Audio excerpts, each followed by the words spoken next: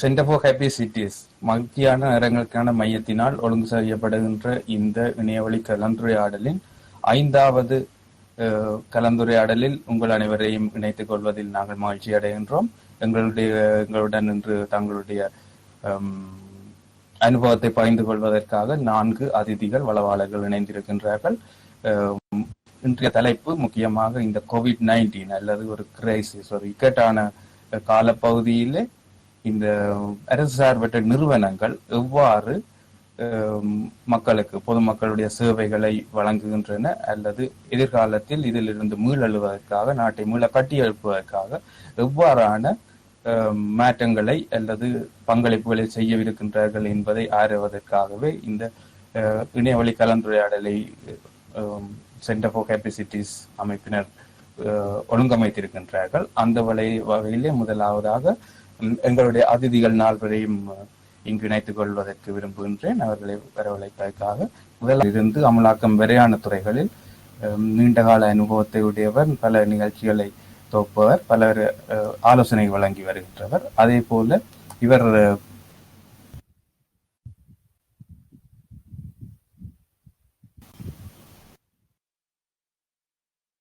இவர் சென்ட் நிறுவனத்தினுடைய நிறைவேற்று பணிப்பாளராக இருக்கின்றார். இவரை நாங்கள் இணைத்துக் கொள்கின்றோம். வணக்கம் செந்தூர்ராஜா ஐயா அவர்களே. அடுத்ததாக மயூரன் அவர்கள் எங்களுடன் இணைந்து கொண்டிருக்கிறார். இவர் லெபனான் நாட்டை சேர்ந்த எம்ஏஜி என்று கூறப்படுகின்ற அரசு சார்பற்ற நிறுவனத்தினுடைய பிரிவு தலைவராக செயற்படுகின்ற, அதே நேரம் இலங்கையை அடிப்படையாக கொண்டு செயற்படுகின்ற அரசு சார்பற்ற நிறுவனத்தினுடைய பணிப்பாளராகவும் இருக்கின்றார். இவர் 10 வருடங்களுக்கு மேற்பட்ட அனுபவத்தை கொண்டவர், பல ஆய்வுகளை செய்து வருகின்றார். இவரும் அரசு சார்பற்ற நிறுவனங்கள் தொடர்பான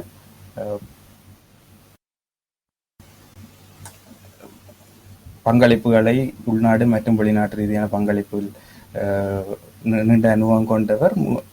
மேலும் எங்களுடன் இணைந்திருக்கிறார் பொறியியலாளர் யசோதரன் அவர்கள். இவர் அரசு சார்பற்ற நிறுவனம் அல்ல, சர்வதேச நிறுவனமாகிய ஆசிய அபிவிருத்தி வங்கியின் ப்ரொக்யூமெண்ட் ஆஃபீஸர், அதாவது கேள்வி கோரல் அலுவலராக கடமையாற்றி வருகின்றார். இவருடைய அனுபவம் இங்கு இணைக்கப்பட வேண்டிய முக்கியமான விடயமாக இருக்கின்றது. அதாவது அரசு சார்பற்ற நிறுவனங்கள் மட்டுமில்லை, அரச நிறுவனங்கள் மற்றும் இந்த நிதி வளங்கள், சர்வதேச நிதி வளங்கள் நிறுவனங்களுடைய பங்களிப்பும் இங்கு கவனத்தில் கொள்ளப்பட வேண்டிய தேவை ஆராயப்பட்டதால் இது சம்பந்தமாக தன்னுடைய 10 வருடங்களுக்கு மேற்பட்ட அனுபவத்தை எங்களுடன் பகிர்ந்து கொள்வதற்கு இவர் தயாராக இருக்கின்றார். அரசு சார்பற்ற நிறுவனங்களை பற்றி நாங்கள் விவாதிக்கின்ற பொழுது முக்கியமாக அரசு நிறுவனங்கள் செயற்பாட்டை பற்றியும் எங்களுக்கு விவாதிக்க வேண்டிய கட்டாயம் இருக்கின்றது. அந்த வகையில் மன்னார் மாவட்டத்தில் உள்ள மன்னார் மடு பிரதேச செயலகத்தினுடைய உதவி திட்டமிடல் பணிப்பாளர் ஆகிய ஜூட் ரோஹான் குரூஸ் அவர்கள் எங்களுடன் இணைந்திருக்கின்றார். அவர் அரசு துறை சார்பாக இவ்வாறான அரசு சார்பற்ற நிறுவனங்கள் மற்றும் சமூக சேவைகள் தொடர்பான விவரங்களை எங்களுடன் கலந்து கொள்வதற்காக இணைந்திருக்கின்றார். இந்த ஆலோசனை, இந்த கலந்துரையாடல் ஆரம்பிப்பதற்கு முன்பதாக சிறிய ஒரு அவதானிப்பை நாங்கள் செலுத்த வேண்டி இருக்கின்றது. அதாவது திட்டமிடல் அல்லது கொள்கை வளர்த்தலில் இருந்து மக்களுக்காக சேவைகளை வழங்குதல் வரையான செயற்பாடுகளில் அரசு துறையின் பங்களிப்பு மிக முக்கியமாக இருக்கும். அதே போல இந்த அரசு சார்பற்ற நிறுவனங்கள் சமூக சேவைகளை வழங்குதல் அல்லது கிரைசிஸ் என்று சொல்லுவோம், இவ்வாறான இக்கட்டான காலகட்டத்திலே மக்களுக்கு சேவைகளை வழங்குதல் அல்லது அரசாங்கங்களுக்கு சேவைகளை வழங்குதல் போன்ற துறைகளில் அவர்களுடைய பங்களிப்பை செய்கின்றார்கள். அதாவது கேப் என்று கூறுவார்கள். அரசு நிறுவனங்கள் மற்றும் அவற்றின் செயற்பாடுகளில் இருக்கின்ற இடைவெளிகளை பூர்த்தி செய்வதற்கும் இந்த அரசு சார்பற்ற நிறுவனங்களின் பங்களிப்பு மிக முக்கியமானதாக அமைகின்றது. இது தொடர்பாக தொடர்ந்து விவாதிப்பதற்கு முன்பு முதலாவதாக 3 தசாப்தங்களுக்கு மேலான அனுபவத்தை கொண்ட செந்தூர்ராஜா அவர்களை இந்த விவாதத்தில் இணைத்துக் கொள்ளலாம் என்று நாங்கள் நினைக்கின்றோம். இவர் செந்தூர்ராஜா ஐயா அவர்களே, இந்த உள்நாட்டில் இலங்கை உங்களுடைய அனுபவம் நீண்ட கால அனுபவம் கொண்டு இருப்பதனால் இந்த அரசு சார்பற்ற நிறுவனங்களின் பங்களிப்பு, அதாவது கொள்கை வகுத்தலில் இருந்து அதை செயற்படுத்தல் வரையான நீண்ட கட்டமைப்பில் அரசு சார்பற்ற நிறுவனங்களின் செயற்பாடு நாட்டினுடைய அபிவிருத்தி அல்லது பொதுமக்களின் சேவையில் எவ்வாறு அமைகின்றது, இலங்கையை பின்னணியாக கொண்டு உங்களுடைய அனுபவத்தை பகிர்ந்து கொள்ளுங்கள்.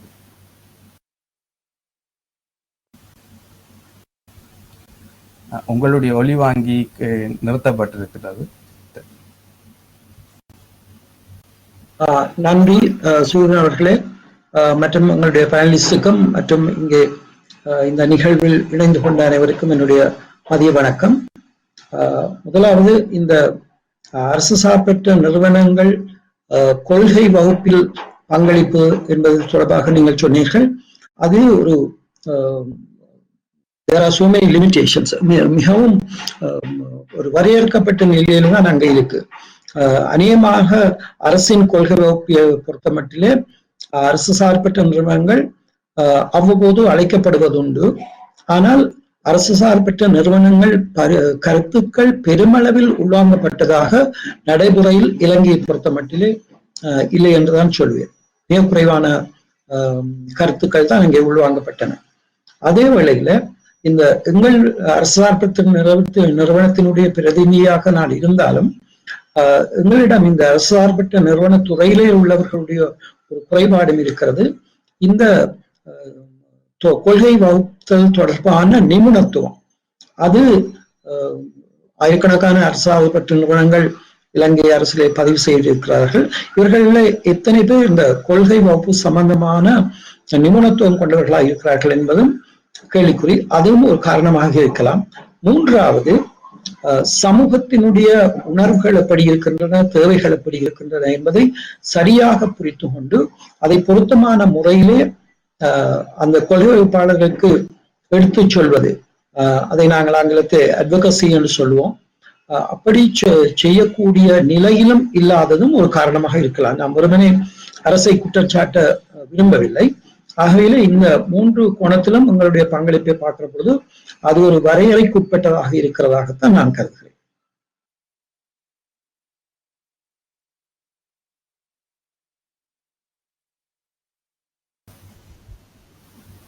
தங்களிடம் மேலதிகமான ஒரு கேள்வியும் இருக்கின்றது.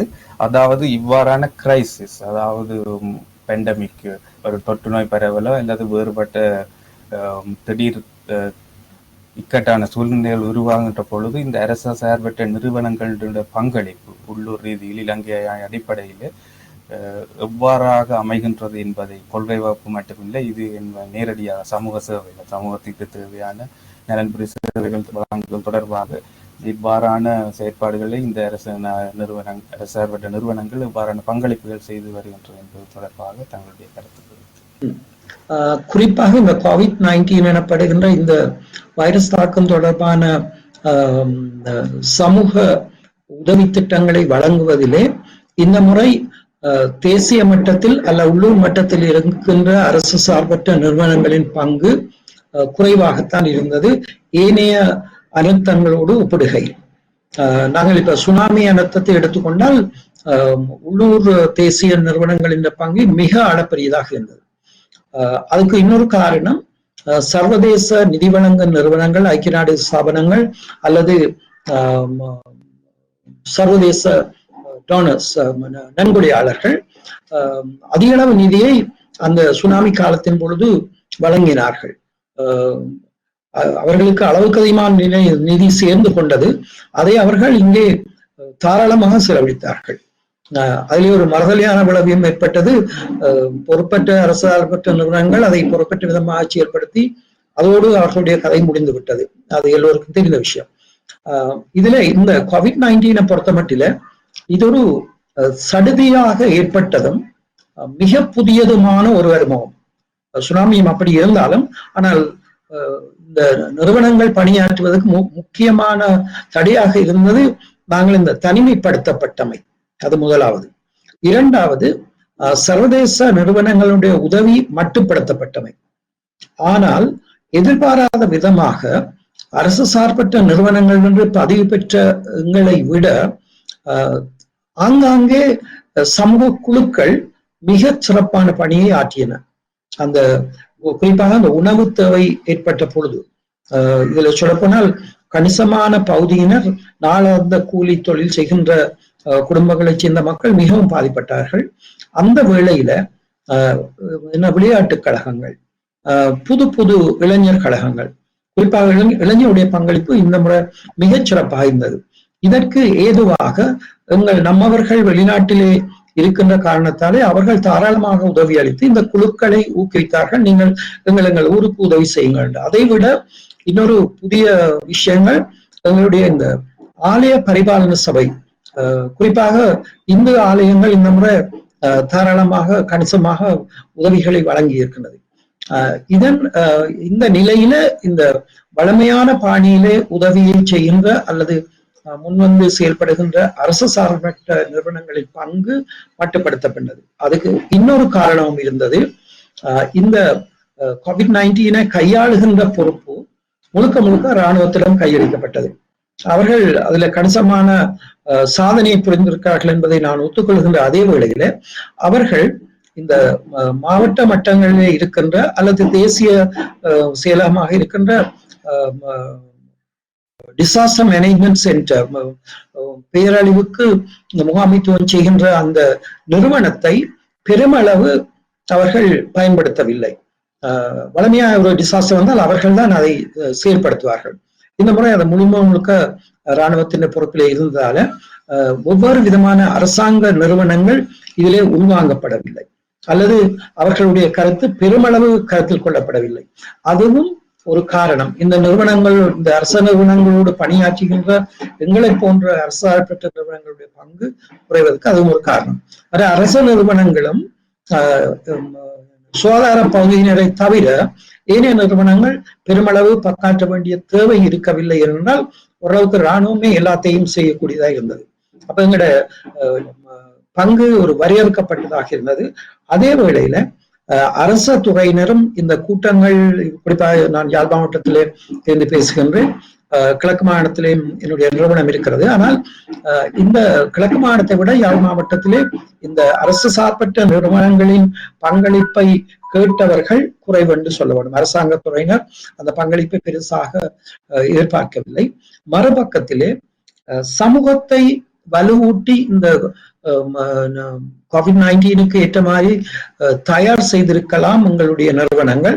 அதையும் கூட நாங்கள் செய்ய குறைவாகத்தான் செய்திருக்கிறோம். ஏனென்றால் இதுல இந்த வலுவூட்டல் என்பது உதாரணமாக இந்த உணவு பொருட்கள் விநியோகம் செய்தல் அல்ல அரசு வழங்குகின்ற உதவிகளை பெற்றுக் கொள்ளுதல் அல்லது இந்த சமூக இடைவெளியை பின்பற்றி ஒழுங்குமுறையிலே இவற்றை செய்தல் என்ற விடயங்களிலே NGOக்கள் இந்த சமூகத்தை நெறிப்படுத்தி ஒழுங்குபடுத்தி செயல்பட்டிருக்கலாம். ஆனால் அதுக்கும் கூட ஒரு தடையா இருந்த காரணி இந்த லாக்டவுன், எங்களுக்கு இந்த தடை ஏற்பட்டது. பிரியாண தடை, வெளியே செல்வதற்கான தடைகள் இருந்ததால அதை எங்களுடைய இது செய்யலை. ஆனால் சில கட்டங்களிலே எங்களுடைய விசேட அனுமதி பெற்று நாங்கள் சில இடங்களிலே இந்த உதவியை செய்யக்கூடியதாக இருந்தது.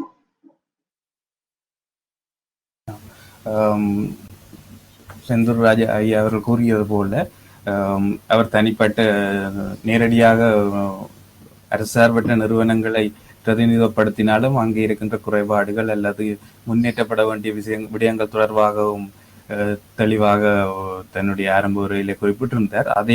அந்த அடிப்படையில் நாங்கள் இலங்கை நிலைவரங்கள், இவ்வாறு கிரைசிஸ் ஒன்று உருவாகின்ற சந்தர்ப்பத்தில் உள்ள இலங்கை நிலைவரம் மற்றும் அரசு சார்பற்ற நிறுவனங்களின் பங்களிப்பு தொடர்பான அறிவை பெற்றுக்கொண்டு அடுத்த கட்டமாக சர்வதேச ரீதியிலும் இலங்கையிலும் அனுபவத்தை கொண்ட சர்வதேச ரீதியில் லெபனானின் தன்னுடைய சேவைகளை வழங்கி வருகின்ற மயூரன் அவர்களிடம் கேள்வி கேட்பதற்கு தயாராக இருக்கிறோம்.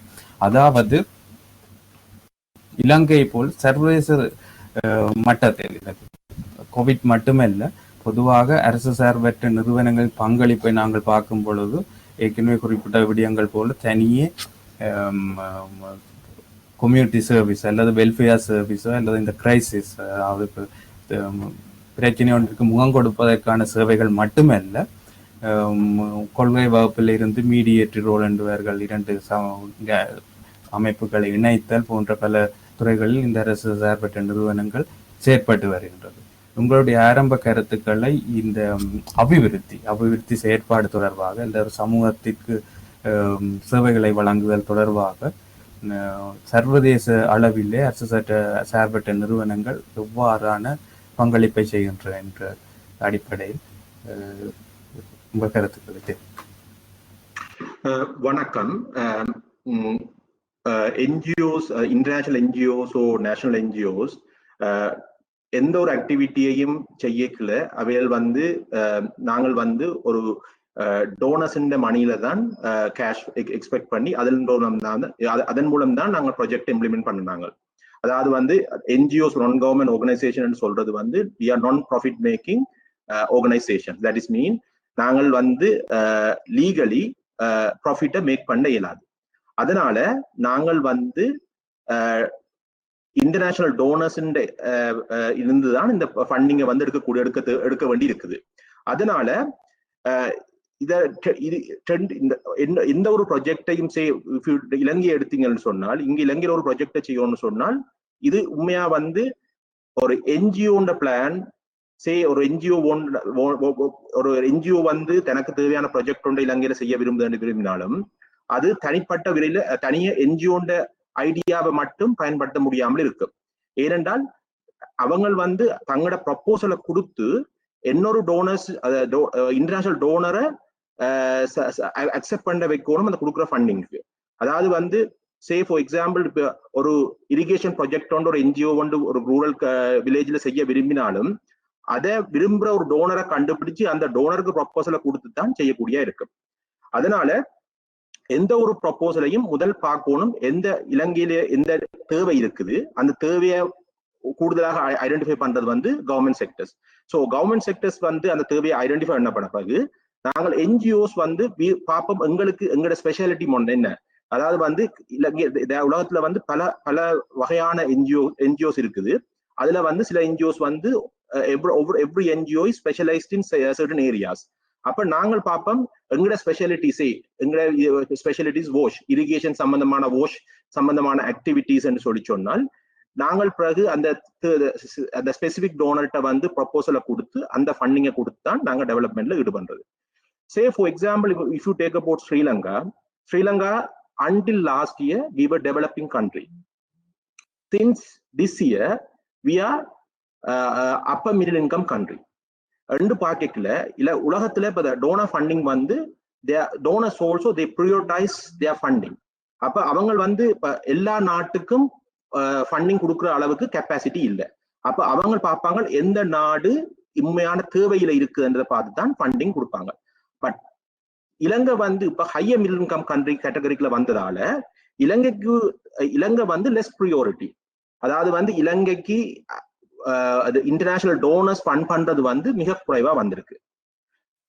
However, there are some areas still donors are funding. If you see the history that previously during the war ended time, the post-war time, or maybe tsunami time, there were hundreds of NGOs in Sri Lanka. Now the NGOs has been limited, and most of the NGOs are local NGOs, national NGOs, because the donors மிக தொகையான பணங்களை கொடுப்பது இல்லை இலங்கைக்கு. ஆனால் இப்போதைய தேவையின்படி if you take about Sri Lanka last year before COVID-19, most of the fundings are development fundings. அதாவது இப்ப international donors they prefer to give for development. That is mean they don't want to give for emergency purpose. Emergency purpose mean for the specific purpose they give it as a ready-made gift, ready-made handouts. Say for example, and after the war ended, so lot of government was giving, a lot of NGOs even they are giving a cash or some sort of non-food items, food items or shelter. Likewise, they give it emergency funding. But now, as Sri Lanka is in the high middle income country, so now they are talking about the long-term plan like development. Maybe they are talking about infrastructure development or rural road development.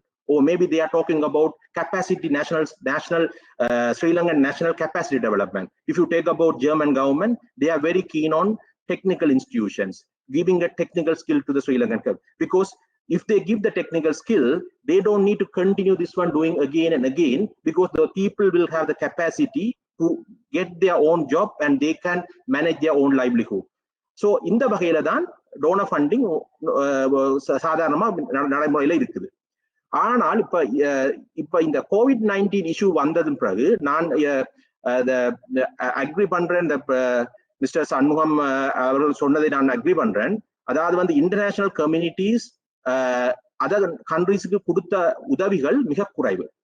அதற்கு மிக முக்கியமான காரணம் இந்த pandemic வந்து இலங்கையில மாத்திரம் அல்ல, tsunami நடந்த போது ஒரு சர்டன் கண்ட்ரிஸ் மட்டும், அரௌண்ட் ஏசியாவில் இருக்கிற countries or certain number of countries, but pandemic is more than 100 countries. And not only that, this is happening in the donor country also. If you take about British government, or if you go about state US government or European Union, everywhere it's happening. So அவங்க கூட அவங்களோட நாட்டிலையும் அந்த பிரச்சனை இருக்கிறதால அவங்களோட இன்கமும் பாதிக்கப்பட்டிருக்கு. அதனால அவங்களுடைய அரசாங்கத்தினுடைய உதவி அவங்களுக்கு பிரியோரிட்டியா இருக்குது, தங்களுடைய நாட்டுக்கு செலவழிப்பதை விட தான் முக்கிய பிரியோரிட்டியா இருக்குது. அதனால அவங்க வந்து மற்ற நாடுகளுக்கு கொடுக்குற அந்த நிதியுதவி வந்து மிக குறைவு. அதனாலதான் இலங்கை போன்ற நாடுகளுக்கு பேண்டமிக் டைம்ல வந்து கொடுத்த உதவி வந்து குறைவா இருந்தது. இருந்தாலும் இந்த நீங்க if you see carefully what actually happening, that we are seeing some changes in the donor the countries who donation, there's a geopolitical changes happening. If you see the media, most of the donation when it comes to the medical issues, when it comes to mask or that PCR testing, test kits or stabilizer, whatever, இந்த உதவிகள் வந்து கூடுதலா இந்த முறை வந்து கொடுக்கப்படுது China போன்ற Asian நாட்டால கொடுக்கப்பட்டிருக்குது. இதற்கான காரணம் அதாவது வந்து இந்த international donors in the wealth also, there's a shift is happening.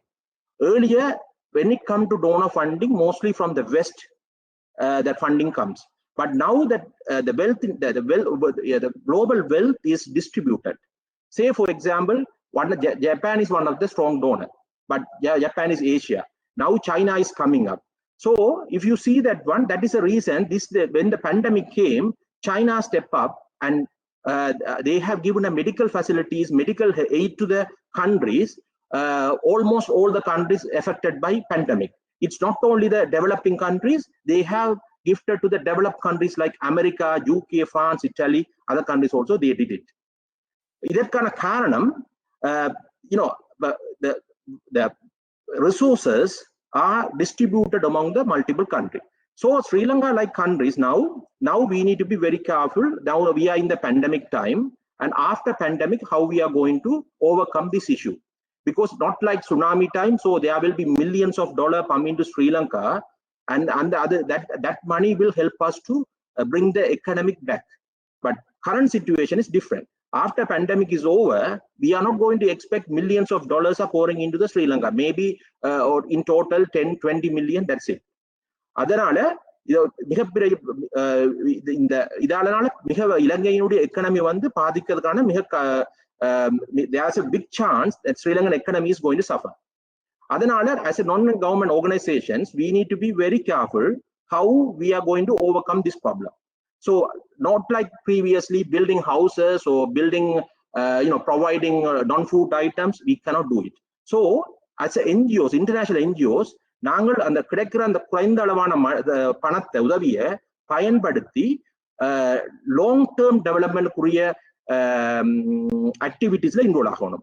Say for example, I'm talking about something like a capacity development, technical institutions, bringing the entrepreneurship among the Sri Lankans, bringing the new business opportunities.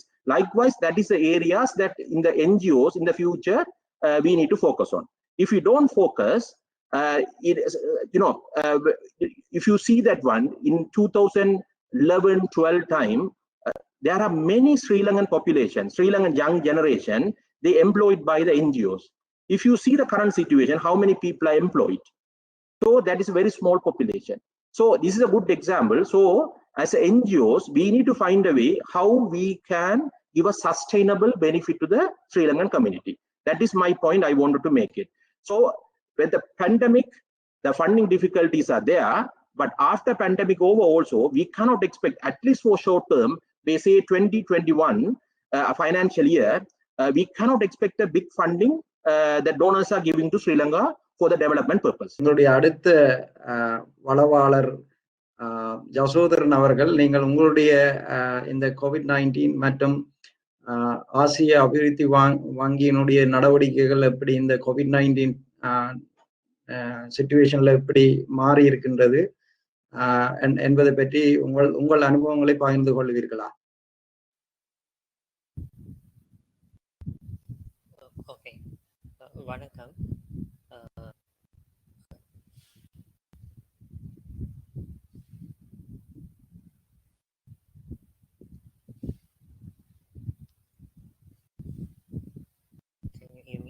சொல்லுங்க. கேக்குது. Okay, நாங்கள் வந்து ஆசிய அபிவிருத்தி வங்கி, உலக வங்கி மற்றும் AFD agencies for French development, European bank, இந்த மாதிரியான ஆர்கனைசேஷன்ஸ் வந்து மல்டிலேட்ரல் டெவலப்மெண்ட் பார்ட்னர்ஸ். மற்றது bilaterals, Korean Exim bank, China Exim bank, Japan Exim bank, Indian Exim bank, இந்த மாதிரியான பைலேட்ரல் டோனர்ஸும் வந்து இலங்கையில் வந்து இந்த கோவிட் ரிலேட்டட் பேண்டமிக் சுச்சுவேஷனில் வந்து ரெஸ்பாண்ட் பண்ணுறதுக்கு நிதி உதவிகளை வழங்கியிருக்கிறாங்க. இதை தவிர இந்த நார்மல் சுச்சுவேஷனில் இந்த எல்லா டோனர்ஸுமே வந்து இலங்கையில் டெவலப்மெண்ட் ப்ராஜெக்டுக்கு ஃபண்ட் பண்ணுவாங்க. அதாவது போக்குவரத்து, சுகாதாரம், கல்வி, எனர்ஜி, மின்சக்தி போன்ற துறைகளில் டெவலப்மெண்ட் ப்ராஜெக்டுக்கு வந்து கடன் அல்லது நன்கொடை நிதி உதவி, இந்த மாதிரியான உதவிகளை வந்து சாதாரணமாக செய்து கொண்டிருப்பாங்க. ஒவ்வொரு நிதி நிறுவனங்களுக்கும் அல்லது டோனர்ஸுக்கும் ஒவ்வொரு வருடத்திற்கு ஒரு அளவு நிதி வந்து ஒதுக்கப்படும் ஒவ்வொரு நாட்டிற்கும். உதாரணமாக எடுத்தால் தற்சமயம் ஏடிபி வந்து ஒரு வருடத்திற்கு $1 billion, வேர்ல்ட் பேங்க் வந்து அரௌண்ட் $800 to $900 million. இது வந்து ஒவ்வொரு வருஷமும் வந்து வித்தியாசப்படும். இது மாதிரி ஒவ்வொரு டோனர் ஏஜென்சிஸும் வந்து இலங்கை அரசாங்கத்தினுடைய தேவையை, அடுத்தது இலங்கை அரசாங்கத்தினுடைய 5 வருட பிளான்ஸ், அவங்களோட பைப்லைன்ஸ், ப்ராஜெக்ட் பிளானை ஃபாலோ பண்ணி அதுக்கு ஏற்ற மாதிரி எங்களுடைய ஃபைனான்சிங் ஆக்டிவிட்டியை வந்து அரசாங்கத்தினுடைய கொள்கைகளுக்கும் திட்டங்களுக்கும் ஏற்றவாறு நாங்களும் எங்களுடைய கொள்கைகளையும் திட்டங்களையும் வகுத்து கொள்றோம். இது வந்து சாதாரண செயற்பாடு டோனர் ஏஜென்சிஸ் அல்லது டெவலப்மெண்ட் பார்ட்னர்ஸினுடைய. இந்த கோவிட் பேண்டமிக் சிச்சுவேஷனை எடுத்துக்கொண்டால் இந்த பொதுவாக மல்டிலேட்டரல், அதாவது ATP, world bank, AFD agencies for French development, European development bank, இந்த மாதிரியான மல்டிலேட்டரல் ஏஜென்சிஸ் வந்து நார்மலாகவே ஒரு டிசாஸ்டர் ரெஸ்பான்ஸ் ஃபண்ட் வந்து எந்த நேரமும் வந்து கையிருப்பில் வந்து வைத்துக் கொள்வாங்க. ஏஷியன் டெவலப்மெண்ட் பேங்கை பொறுத்தவரை Asia Pacific disaster fund, Asia பசிபிக்ல வந்து ஏஷியன் டெவலப்மெண்ட் பேங்க் ஃபங்க்ஷன் வந்து ஏஷியா பசிபிக் கண்ட்ரிஸில் எந்த நாட்டில் எந்த ஒரு சுச்சுவேஷனில் ஒரு விதமான டிசாஸ்டர் வந்தால், அது எபிடமிக் சுச்சுவேஷன் வந்தால் அந்த ஃபண்ட் வந்து சாதாரணமாக $3 million, $3 million, அது வந்து இலங்கை காசுல around $540 million, sorry $540 million rupees. இந்த அமௌண்ட் வந்து எதுவிதமான கண்டிஷனுமே இல்லாமல், எதுவிதமான முறைகளோ எதுவிதமான கட்டுப்பாடுகள் இல்லாமல் ஃப்ரீயாக கொடுப்பாங்க. அதாவது செக்ரட்டரி டு த ட்ரெஷரி, இலங்கை அரசின் நிதி அமைச்சின் ட்ரெஷரி செயலாளர், நிதி அமைச்சின் செயலாளர் வந்து ஒரு கடிதம் மூலமாக இதை வந்து வேண்டுகோள் விடுத்தால் இந்த டோனர் ஏஜென்சிஸ் வந்து அந்த நிதி உதவியை வந்து செய்வாங்க. அந்த நிதி உதவி வந்து இந்த விதமான டிசாஸ்டர் சிச்சுவேஷன்ல வந்து அரசாங்கம் அந்த நிதி உதவியை பாவித்து தங்களுடைய டிசாஸ்டர் ரெஸ்பான்ஸ் ஆக்டிவிட்டிஸை வந்து பிளான் பண்ணி கொள்ளலாம். இந்த நிதி உதவியை வந்து கொடுக்கறது மட்டும்தான் இந்த டோனர் ஏஜென்சிஸ் அல்லது டெவலப்மெண்ட் பார்ட்னர்ஸுடைய ஃபங்க்ஷன். அதற்கு பிறகு வர அந்த நிதி உதவியை பாவிச்சு எப்படி அந்த ஆக்டிவிட்டிஸை வந்து மேற்கொள்றதுன்னு சொல்றது வந்து அரசாங்கத்தினையும் அந்த அரச கட்டமைப்பையும் பொறுத்தது. உதாரணத்துக்கு இப்பொழுது அந்த பேண்டமிக் சிச்சுவேஷனுக்கு முதலாவது கட்டத்திலே வந்து இலங்கை வந்து $3 million வந்து அப்ளை பண்ணி ஒரு 2 வீக்ஸுக்கு முந்தைய தான் அதனுடைய டாக்குமெண்ட்ஸ் அல்லது என்ன சொல்றது டாக்குமெண்ட்ஸ் வகையான எல்லா விதமான ஆக்டிவிட்டிஸுமே பூர்த்தி அடையப்பட்டது. அந்த பூர்த்தி அடைந்த பிறகு இலங்கை வந்து அந்த $3 million வந்து வித்ட்ரா பண்ணலாம். அப்போ ஏடிபியிலேருந்து சென்ட்ரல் பேங்க் அந்த காசு வரும். அந்த காசை வந்து சென்ட்ரல் பேங்க் வந்து இலங்கை திரை சேவையும் வந்து முடிவெடுக்கலாம். அதை எந்த மாதிரியான ஆக்டிவிட்டிஸ் பயன்படுத்துறேன்னு சொல்லி அதுக்கு இந்த 3 வருட இந்த 3 மில்லியன் வந்து 12 மாதம் இல்லை 18 மாதத்துக்குள்ள அதை வந்து செலவழித்து முடிக்க வேண்டும். அதன் பிறகு 3 வருடத்துக்குள்ளே அதனுடைய அறிக்கையை சமர்ப்பிக்க வேண்டும். இதுதான் சாதாரணமான ஒரு மெக்கானிசம். ஒரு டிசாஸ்டர் சிச்சுவேஷன்ல ஒரு மல்டிலேட்டரல் டெவலப்மெண்ட் பார்ட்னர் ஒரு மெம்பர் கண்ட்ரிக்கு எவ்வாறு உதவி செய்வது என்பது. இது போல ஒவ்வொரு விதமான ஆர்கனைசேஷன்ஸ்க்கும் டிஃப்ரெண்டான அவங்களுடைய நன்கொடை வளங்கள் வந்து வித்தியாசப்படும். ஆனால் இப்படியான ஒரு பேண்டமிக் சிச்சுவேஷன்ல வந்து இந்த கண்டிஷன்ஸ் இல்லாமல் முடிந்த வரையில் துரிதமான செயற்பாட்டின் மூலம் இந்த நிதி உதவிகளை பெற்றுக்கொள்ளலாம். இது நான் சொன்னது வந்து ஒரு உதாரணம். ஸோ பிரசுரிக்கப்பட்ட செய்திகள் அல்லது எங்களுக்குள்ள ஒரு கோஆர்டினேஷன் இருக்கிறது. இந்த டெவலப்மெண்ட் செக்ரட்டரியேட் ஒன்று உள்ளது. இதில் வந்து ஒவ்வொரு டெவலப்மெண்ட் பார்ட்னர்ஸ் உடைய ஆக்டிவிட்டியை வந்து எங்களோட ஷேர் பண்ணுவாங்க.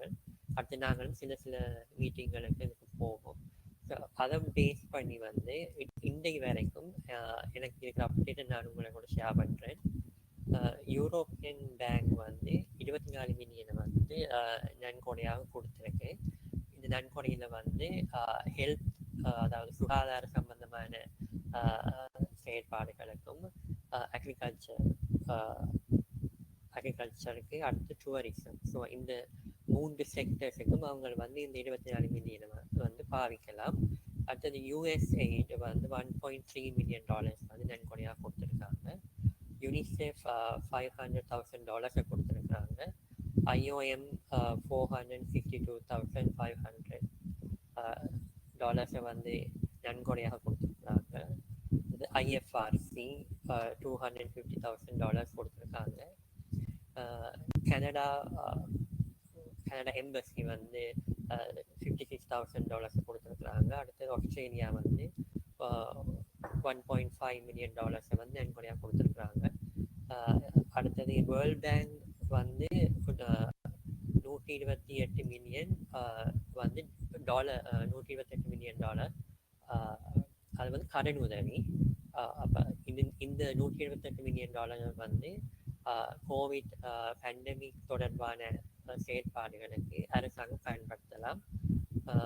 ஏடிபி வந்து $5 மில்லியன் நன்கொடை, $5 மில்லியன் நன்கொடை, $10 மில்லியன் கடன் உதவி. அடுத்தது சில அமைச்சருடைய சில எமர்ஜென்சி பிளான்ஸ். அவங்களுக்கு வந்து இந்த எக்ஸாம்பிள் டெஸ்டிங் ஃபெசிலிட்டிஸ், அடுத்தது டெஸ்டிங் கிட்ஸ், அடுத்தது பர்சனல் சேஃப்டி எக்யூப்மெண்ட்ஸ், இந்த மாதிரி சில எமர்ஜென்சி எக்யூப்மெண்ட்ஸையும் வந்து ப்ரொக்யூர் பண்ணுறதுக்கு வந்து ஏடிபி வந்து நன்கொடை கொடுத்துருக்கிறது. முல்லேரியா ஹாஸ்பிட்டலில் வந்து இப்போ வந்து ஒரு பிசிஆர் டெஸ்டிங் லேபார்ட்டரி இலங்கையில் இதுவரை தனித்துவமான ஒரு லேபார்ட்டரி இல்லை. இப்போ வந்து ஒரு லேபார்ட்டரி வந்து கட்டி ஒரு நாளைக்கு வந்து 1000 டெஸ்ட்டை வந்து செய்யக்கூடிய ஃபெசிலிட்டி வந்து இப்பொழுதும் கட்டப்பட்டுள்ளது. ஆனால் அது இன்னும் வந்து ஃபங்க்ஷனுக்கு வேற இல்லை. என்று சொன்னால் அந்த லேபார்ட்டரி கட்டி எக்யூப்மெண்ட்ஸ் எல்லாமே வந்து அதை வந்து ரன் பண்ணுறதுக்குரிய டெக்னீஷியன்ஸ் வந்து இன்னும் சைனாவிலேருந்து வேற இல்லை. ஏனென்னா சைனாவிலேருந்து வர டெக்னீஷியன்ஸ் வந்து 14 days குவாரண்டைன்லேருந்து தான் வரலாம். ஸோ இலங்கையில் தற்சமயம் எது விதமான ஒரு ஆக்டிவிட்டிஸும் இல்லை. இப்படியான ஒரு பேண்டமிக் டைமில் வந்து ஒரு எக்ஸ்பர்ட்டை வந்து வெளிநாட்டிலேருந்து கொண்டு வந்து அவங்கள இலங்கைக்குள்ளே கொண்டு வந்து அவங்களோட உதவியை பெறுவதற்கு எது விதமான தயாரான நிலை ஒன்றும் இல்லை. அவங்களும் ஒரு சாதாரண பயணிகளை போல தான் இங்கே கஸ்டம்ஸ்லேயோ அல்லது இமிக்ரேஷன்லேயோ வந்து அவங்கள வந்து ட்ரீட் பண்ணுவாங்க. ஸோ ஆனபடியாக அந்த குவாரண்டைன் அந்த ப்ரொசீஜர்ஸால் வந்து இந்த டெஸ்டிங் ஃபெசிலிட்டிஸ் வந்து இன்னும் யூஸ் பண்ணப்படாமல் இருக்குது. இப்போ மயூரன் என்ன சொன்னார், அந்த இப்பொழுது வந்து இந்த டோனர்ஸினுடைய பங்களிப்பு வந்து குறைந்து கொண்டு போகுதுன்னு சொல்லி, அது உண்மைதான். அடுத்தது 2வது வந்து இலங்கை இப்பொழுது மிடில் இன்கமுக்கு கிராஜுவேட் பண்ணினதால டோனர்ஸினுடைய ஒதுக்கீடு அல்லது அவங்க இலங்கைக்கான பட்ஜெட் வந்து குறைந்து கொண்டு போகுது. உதாரணத்துக்கு இந்த டோன் ஏஜென்சிஸ் வந்து கடன் உதவி வழங்கும் போது ஒவ்வொரு நாட்டினுடைய எக்கனாமிக் ஸ்டேட்டஸையும் பார்த்து அதற்கேற்ற மாதிரி வட்டி வீதத்தை வந்து நிர்ணயிப்பார்கள். ஸோ இப்பொழுது இலங்கை வந்து அந்த குறைந்த வட்டி வீதத்தை பெறுவதற்கான தகுதியில் இருந்து நீக்கப்பட்டு விட்டது. இப்பொழுது இலங்கை வந்து சற்று உயர்வான வட்டி வீதத்தில் தான் கடனுதவிகளை பெறும். ஸோ இது வந்து இந்த காலத்தினுடைய சிச்சுவேஷன். ஸோ அடுத்தது வந்து நான் இன்னொன்று சொல்ல விரும்புகிறேன். ஆமாம் யசோதரன் அவர்களே, உங்களுடைய இதில் விளக்கமாக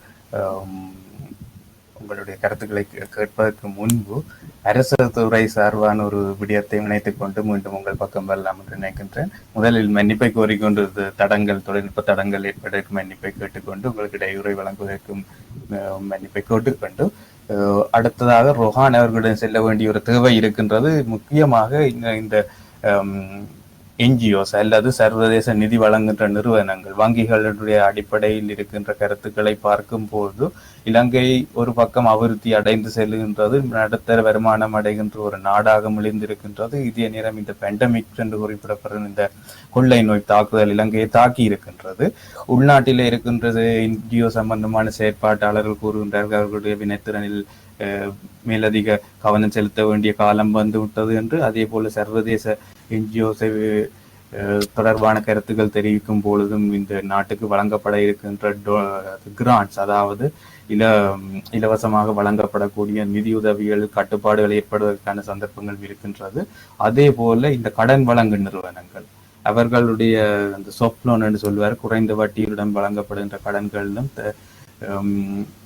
பல கட்டுப்பாடுகள் எதிர்காலத்தில் உருவாவதற்கான வாய்ப்புகள் இருக்கின்றது.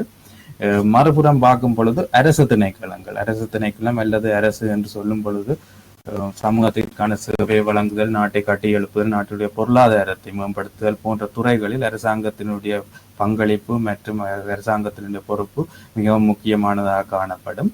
இன்றைய காலகட்டத்திலே ஒரு புறம் நாடு அபிவிருத்தி அடைந்து ஒரு நடுத்தர நிலையை அடைந்தது மட்டுமில்லை, கோவிட் போன்ற இப்படியான ஒரு அவசர கால நிலைமையில் கூட இலங்கை வெற்றிகரமாக முகம் கொடுத்து இருக்கின்றது. அதே நேரம் நீங்கள் ரொஹான் அவர்கள், நீங்கள் ஒரு திட்டமிட உதவி பணிப்பாளராக மடு பிரேத சேலத்தில் செயலாற்றி வருகின்றீர்கள். மக்களுடன் நேரடியாக தொடர்பட்ட அரசு சேவைகளை மக்களிடம் கொண்டு செல்லும் துறையில் நீங்கள் செயலாற்றி வருகின்றீர்கள். இந்த அடிப்படையில் உங்களுடைய கருத்து என்னவாக இருக்கின்றது? பொதுவான நடவடிக்கைகளும் சரி, இப்படியான ஒரு அவசர கால நிலையிலும் சரி, அரசாங்கங்கள் எவ்வாறு செயற்படுகின்றன, இந்த நிதியுதவிகள் பெற்றுக்கொள்தல் அல்லது கடன் சுமை ஏறுதல் தொடர்பான விடயங்களிலும் எவ்வாறான கவனம் செலுத்தப்பட வேண்டும் என்பது தொடர்பான 2 விதங்களையும் உள்ளடக்கி உங்களுடைய கருத்துக்களை தெரிவிக்கின்றேன். நன்றி. அனைத்து வளவாளர்களுக்கும் நன்றிகள். உங்களுடைய முன்மொழிவுகளை சிறப்பாக முன்வைத்தீர்கள். உங்களுக்கு தெரியும், இலங்கை அரசாங்கம் இந்த COVID-19 பேண்டமிக் சிச்சுவேஷனை சிறப்பாக கையாண்டு இருக்கிறார்கள். ஏனென்றால் உண்மையாகவே இதுவரையில 10 டெத் தான் இருந்திருக்கு. அதனால மிகவும் சிறப்பான முறையில கையாண்டிருக்க உலக நாடுகள்ல இலங்கையும் உண்டு. இதுல பாத்தீங்கன்னா முக்கியமான விடயம் என்னென்றா, இப்ப நான் இப்ப மன்னார் நகர பிரதேச செயலகத்தை எங்கட டிவிஷன்லேயே கிட்டத்தட்ட 16% பவர்ட்டி லைனுக்கு டிரெக்டா பாதிக்கப்படுற ஆட்களா இருக்கிறாங்க மொத்த டோட்டல் பாப்புலேஷன்ல. அப்ப உங்களோட கருத்து எல்லாம் அப்ப மிடில் இன்கம் கண்ட்ரி அப்படி என்று போய்கொண்டிருக்கிற நேரத்துல இனி வார காலங்கள்ல இது ஒரு பெரிய பாதிப்பை ஏற்படுத்த போகுது. வறுமை ஃபர்ஸ்ட் லாக்டவுனு முடிஞ்ச உடனே ஒரு 1 வீக்கால ஒரு 10 டேஸால எடுத்த நேரத்துல ஆட்கள் நிறைய இருந்தாங்க மார்க்கெட்ல. இருந்து பிராக்டிக்கலா இங்க நடந்த இஷ்யூ. அப்ப அவ நிறைய இருந்தா, ஏன்னா அவங்ககிட்ட வேண்டதுக்கு ஏதோ பொருள் இருந்தது. 2வது லாக்டவுன் எடுத்த நேரத்துல எல்லாரும் நின்றது வட்டி கிடைக்கிட்ட. ஏன்னா அவங்ககிட்ட காசு இல்லை. அதுட்ட இருந்து வாரக்குடையில அந்த ஒரு 8 மணித்தியாலத்துக்குள்ள வட்டி கடையில காசு எடுத்து போட்டு திரும்பி வார கிடையில அவங்க என்னடா இது நான் ரியலா அனுபவிச்சதால சொல்றேன் இந்த சிச்சுவேஷன் இங்க. அப்ப அடுத்த நேரத்துல அவங்ககிட்ட அந்த பேங்க்லையும் போய் எடுக்கிற அளவுக்கு வசதி இல்லை. ஆகவே இப்ப தொடர்ச்சியாக இதுக்கு நிதி வளங்கள் பெரிய donors, INGOs, Asian development, world bank எல்லாம் இப்ப வர வர அவங்களுடைய ஃபண்டை குறைச்சி கொண்டு வந்தா இது பெரிய ஒரு தாக்கத்தை ஏற்படுத்தும்.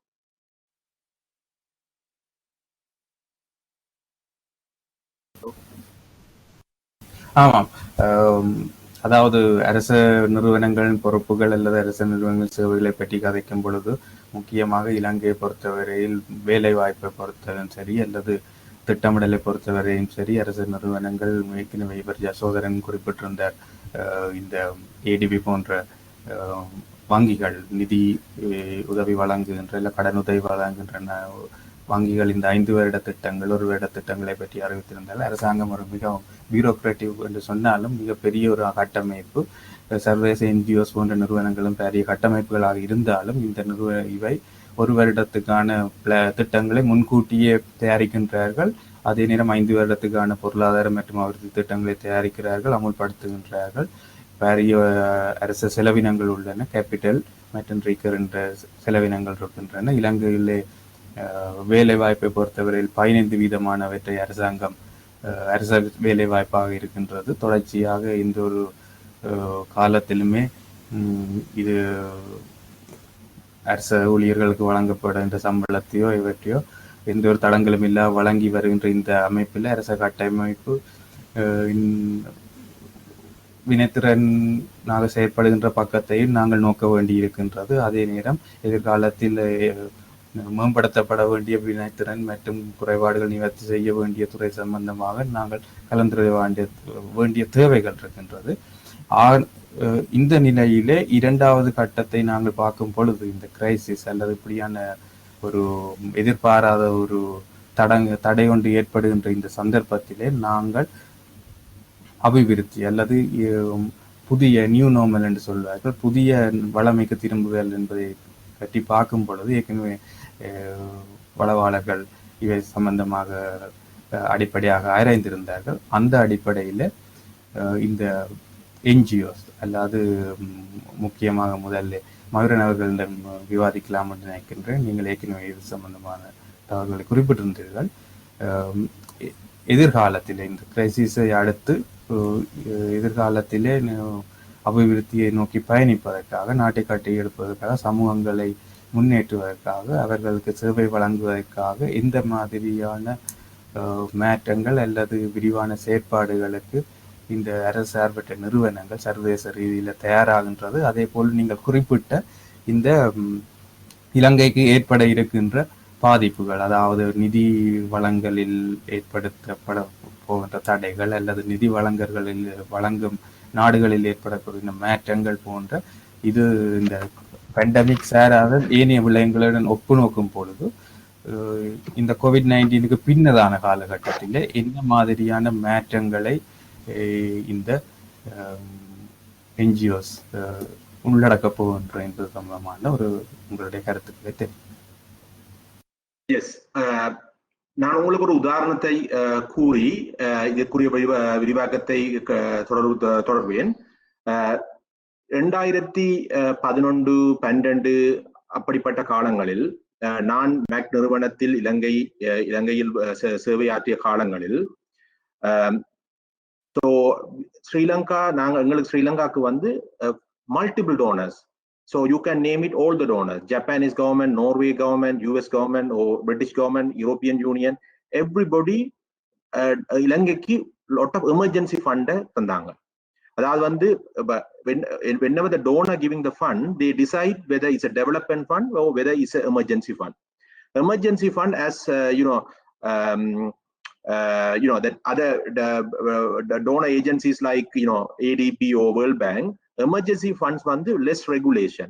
Very quickly they will distribute the money to the donor NGOs or other partner organizations. அப்ப அந்த டைம்ல கொடுக்கல. ஸோ எங்களோட மைன் ஆக்ஷன் ஆர்கனைசேஷன் இந்த மேக் வந்து நாங்கள் வந்து எந்த இடத்துலையும் மிக மிக விரைவாக வேலை செய்யக்கூடியா இருந்தது. அதாவது வந்து டிமைனிங் ஆக்டிவிட்டிஸ் நாங்க செய்த காலங்கள்ல எங்களுக்கு இனஃப் மணியும் less restrictions, so we can do the work in a very quick manner. ஆனா இப்ப development funding, the emergency funding limited. Why emergency funding limited? Because there's no there's no big emergency in Sri Lanka other than the pandemic issue what currently happening. There's no emergency in Sri Lanka. அதாவது வந்து Sri Lanka is a upper middle income country. Sri Lanka is stable. There is no emergency. So that is mean, Sri Lanka like countries வந்து emergency funding in the future ல வரது வந்து மிக குறைவா இருக்கும். Other than any natural disaster or like these pandemic issues come, then we will get a small portion of the emergency funding. So in the future we will be getting some portion of the development fund. That is the most important thing. So development fund is about the long term achievement. So donor agencies with the involvement of the international NGOs, how that அவங்க நம்ம வணிக கொடுக்குற காசு கொடுக்குற காசுல இருந்து எப்படி ஒரு லாங் டேர்ம் பெனிஃபிட்டை இலங்கை கொடுப்பாங்கன்றதுதான் முக்கியமா இருக்கு. இதுக்கு முக்கியமா அரசாங்கம் இன்டர்நேஷனல் NGOஸோட சேர்ந்து செயற்பட வேண்டிய முக்கிய கட்டாயம் இருக்கு. ஏனென்று சொன்னால் டெவலப்மெண்ட் ஃபண்டிங்கை நாங்கள் வந்து if we want to attract, so now நாங்கள் international NGOs with the coordination with the government department, we need to give a sustainable value for money or productive project proposal நாங்கள் வந்து we need to submit. Say for example, say if you wanted to build something like which is not going to benefit to the Sri Lankan population or otherwise which is not very much important, if you write a proposal very nicely, ஆனால் donors வந்து அதுக்கு மணி தர மாட்டாங்க, காசு கிடைக்காது. அதனால Sri Lankan government with the NGOs, they need to plan, which is very important. Say for example, if you talk about livelihood development, so this is one of the key area I would think that in the future international NGOs they need to focus on. Earlier they gave some handouts to them, maybe that they benefited from the money they received from the NGO, but now they are not getting. So we need to see how we can support the communities for them to find their own livelihood. So good example is now everybody out during the pandemic, we realized most of the Sri Lankans now only they realized they நாங்கள் வந்து எங்களுக்கு தேவையான என்ன பொருட்களையும் நாங்கள் வந்து ஆன்லைனால purchase பண்ணலாம்.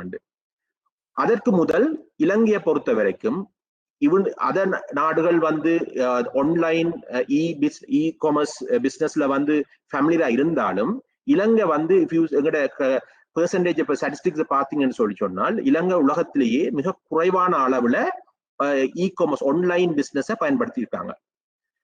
இதற்கான காரணம் வந்து இலங்கையில வந்து அதற்குரிய அவேர்னஸ் வந்து இல்லாமல் இருந்தது. இப்ப during the pandemicல வந்து government supported and people also realized, so we need to focus on the e-commerce. Now why I am now talking about e-commerce? The e-commerce வந்து going to the e-commerce business வந்து they are going to bring a lot of opportunity for the rural communities. How it going to support without e-commerce, say for example in a கிள்ளச்சியிலோ முல்லைத்தீவுல ஒரு வில்லேஜ்ல இருக்கிறவர் produce பண்ற ஒரு சாமான், say for example if he is making a homemade jam, so he has got enough fruits and he make a homemade jam in கிள்ளச்சி. ஆனால் இதற்கு முன் அவரால் அந்த தயாரித்த பொருளை விற்பனை செய்வது மார்க்கெட்டிங் வந்து மிகப்பெரிய பிரச்சனை. பிகாஸ் அவர்கிட்ட அதுக்குரிய கேபிட்டலும் இல்லை, அதுக்குரிய அறிவும் இல்லை. ஆனால் இப்ப இ-காமர்ஸ் வந்ததால, so anybody has got the internet, the computer, they should be able to sell that one through the e-commerce platforms.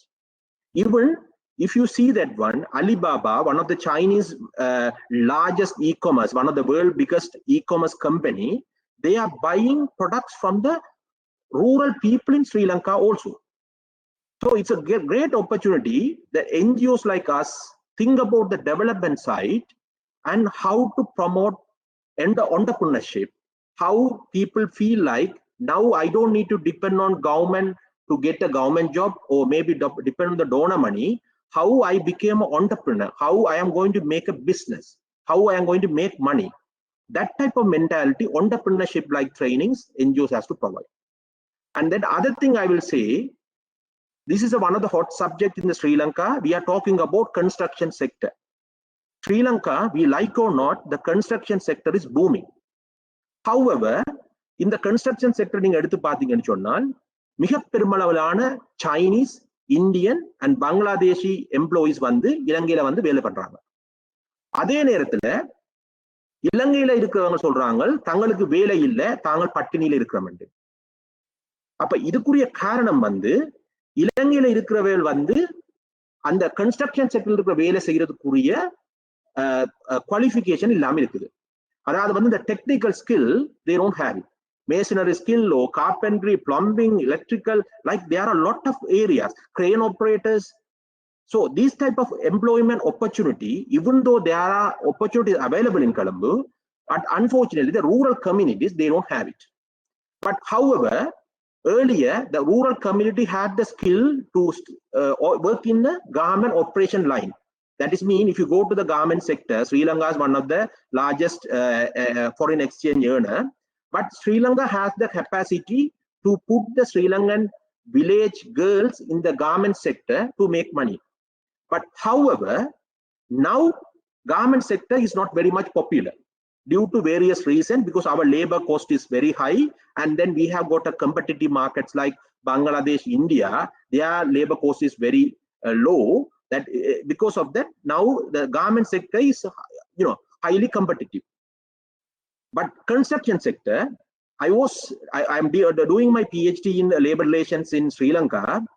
ஒரு Chinese employee வந்து இலங்கையில கன்ஸ்ட்ரக்ஷன் செக்டர்ல ஒர்க் பண்றவருக்கு வந்து $1000 சொன்னால் இன்றைய காலத்தின்படி 1,85,000 இலங்கை ருபீஸ்ல வந்து salary கிடைக்குது. ஒரு இந்தியன் எம்ப்ளாயியோ பங்களாதேஷ் எம்ப்ளாயி ஒர்க் பண்ணிக்கல $500, which is we are talking about around 90,000 rupees roughly. அதே நேரத்துல இலங்கையில் இருக்கிற ஆட்கள் சொல்றாங்க தங்களுக்கு வேலை இல்லை.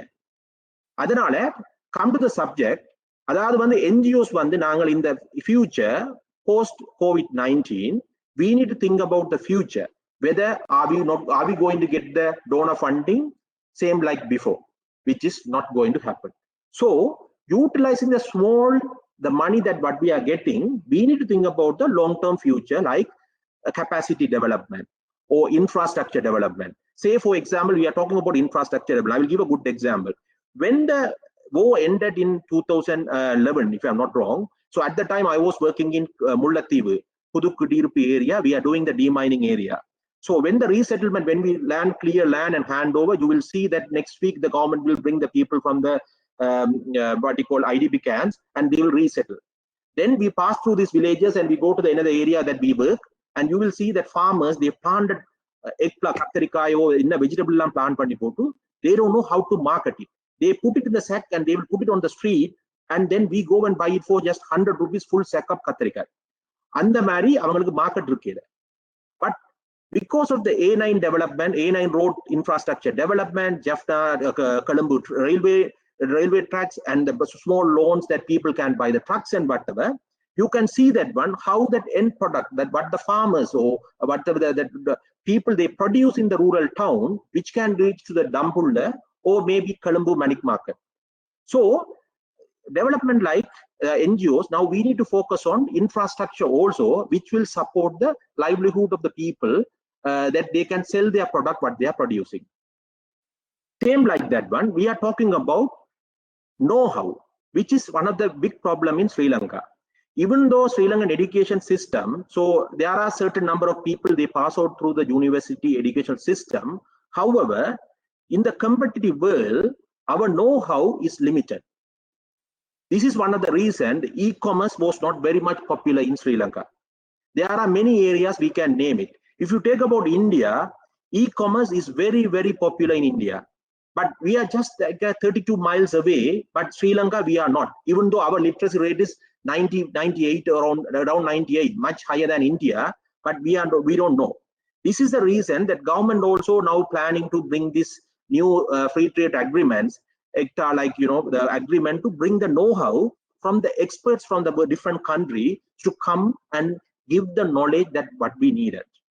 So this is also very much important. As a Sri Lanka, as a NGOs, we need to facilitate like what you call business to business e-commerce or business to consumer e-commerce, or maybe like online training forums to bring the knowledge to the Sri Lankan population to gain from this ample opportunity available in the global market.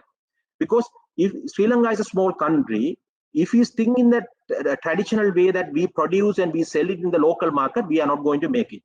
A good example, before the A9 or during the war and before the A9 road not open, in Jaffna, you can remember, say for example, like a crab or prawns, அல்லட்டி கருத்த கொழும்பான் மாம்பழம், இது போல products எல்லாம் யாழ்ப்பாணத்துல வந்து மிக மலிவாக இருந்தது.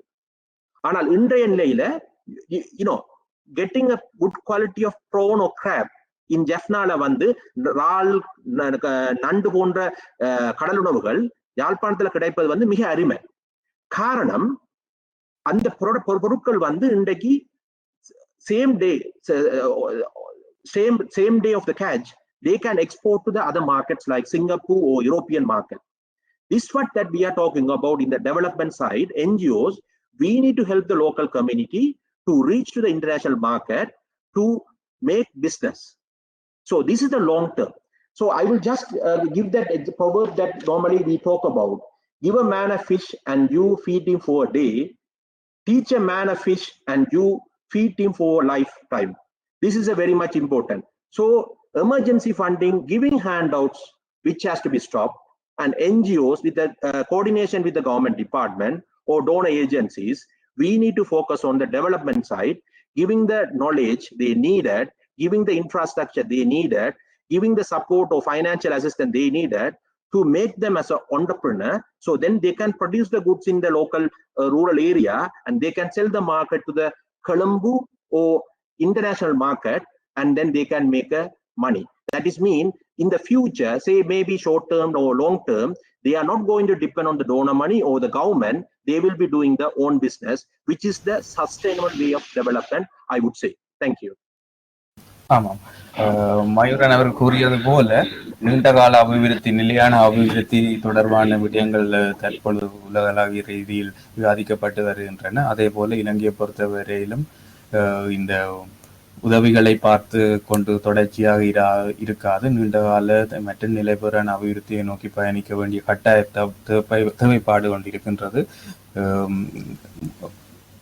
பல வருடங்களுக்கு முன்பு இலங்கையில் காணப்பட்ட யுத்தம் போன்ற பல காரணங்களால் மக்கள் இந்த உதவிகளை பெற்றுக்கொள்வதற்காக கட்டாயப்படுத்தப்பட்ட நிலைகள் இருந்தது. ஆனால் இன்றைய நிலை அப்படி அல்ல. இலங்கை அபிவிருத்தியை நோக்கி பயணிப்பதற்கான பல சந்தர்ப்பங்கள் இருக்கின்றன. அதே போல இந்த சுற்றாடல், அதாவது ஜியோ பொலிட்டிக்கல் என்று கூறியது போல சர்வதேச மட்டத்திலும் சரி, இலங்கையிலும் சரி, ஆசிய மட்டத்திலும் சரி, நாடுகள் அபிவிருத்தி அடைந்து வருகின்ற இந்த நிலைமையிலே நீண்டகால நிலைபெறான அபிவிருத்தி தொடர்பான விடயங்களில் கவனம் செலுத்த வேண்டிய தேவை இருக்கின்றது. கோவிட் போன்ற ஒரு எதிர்பாராத இந்த பிரச்சனைகள் இவ்வாறான ஒரு டிரான்ஸ்ஃபர்மேஷன், ஒரு மாற்றத்தை நோக்கி பயணிப்பதற்கான ஒரு சாதகமான காரணியாக கூட அமையலாம், அல்லது நாங்கள் அவற்றை சாதகமான காரணியாக மாற்றி அமைக்க வேண்டிய கட்டாயமான தேவைப்பாடு எங்களிடையே காணப்படுகின்றது. இதுதான் இந்த விவாதத்தினுடைய முடிவை நோக்கி நாங்கள் செல்லும்பொழுது இதெல்லாம் அதிக அளவாக கவனம் செலுத்த வேண்டிய தேவையும் இருக்கின்றது. எனவே மீண்டும் யசோதரன் அவர்களிடம் இந்த கேள்வியை கொண்டு செல்ல நினைக்கின்றேன்.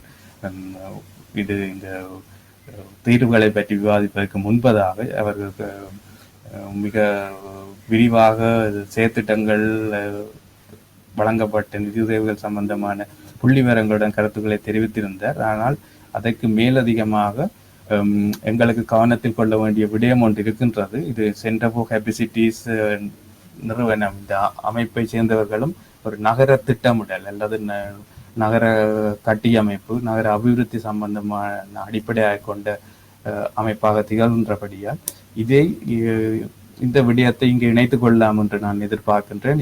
ஏனென்றால் ஏற்கனவே இவர் மயூரன் அவர்கள் கூறிய பல விடயங்கள், கல்வி, விவசாய அபிவிருத்தி, பொருளாதார அபிவிருத்தி, கட்டுமான துறைகள் சம்பந்தமான விடயங்கள் இந்த கடந்த 4 இணையவழி கலந்துரையாடல்களில் இந்த சென்டர் ஃபார் கேப்பசிட்டிஸ் அமைப்பினால் ஒழுங்கமைக்கப்பட்டிருந்தது. இவற்றின் முக்கியம் கருதி அந்த விடயம் இன்று மறுபடியும் இங்கு பேசப்பட்டிருக்கின்றது. திட்டமிடல் அல்லது நகர வடிவமைப்பு, நகர அபிவிருத்தியின் போது நாங்கள் அரசாங்கம் மற்றும் இந்த NGOs அல்லது அரசு சார்பற்ற நிறுவனங்கள், முக்கியமாக இந்த ADB போன்ற கடன் வழங்கும் சர்வதேச நிறுவனங்களின் பங்களிப்பை பார்க்கும் பொழுது இந்த திட்டமிடல், அமலாக்கல், கொள்கை, ஏற்கனவே ஆரம்பத்தில் குறிப்பிட்டது போல கொள்கை திட்டமிடல், கொள்கைகளை வகுத்தல், திட்டமிடல், அவற்றை அமலாக்கம் போன்ற 3 கட்டங்களை தாண்டி அதனுடைய பெறுதி அவுட்கம் என்பதை நோக்கி செல்லும். இந்த இடத்திலே இது பெரும்பாலும் பியூரோக்ராட்டிக் என்று சொல்லலாம். அரசாங்கங்களால் தான் இந்த பாரிய அளவான திட்டங்கள், கொள்கை வகுக்கப்படுகின்றன. யாருக்காக வகுக்கப்படுகின்றன என்று பார்க்கும் பொழுது சமூகத்திற்காக வகுக்கப்படுகின்றன. பொதுமக்கள் யார் இந்த நகரங்களில் வாழ்கின்றார்கள், இங்கு வேலைக்கு வருகின்றார்கள், சேவைகளை பெற்றுக் கொண்டுள்ளார்கள், அவர்களுக்காக இந்த திட்டங்கள் வகுக்கப்படுகின்றன, அபிவிருத்திகள் செய்யப்படுகின்றன. இதன் போது இவற்றை திட்டங்கள் வகுக்கப்பட்ட பின்பு இவற்றை செயற்படுத்துவதற்காக பல விடயங்களை கவனத்தில் கொள்வர். ஒன்று, இவற்றிற்கான முதலீடு, பணத்தை செலவழிப்பது.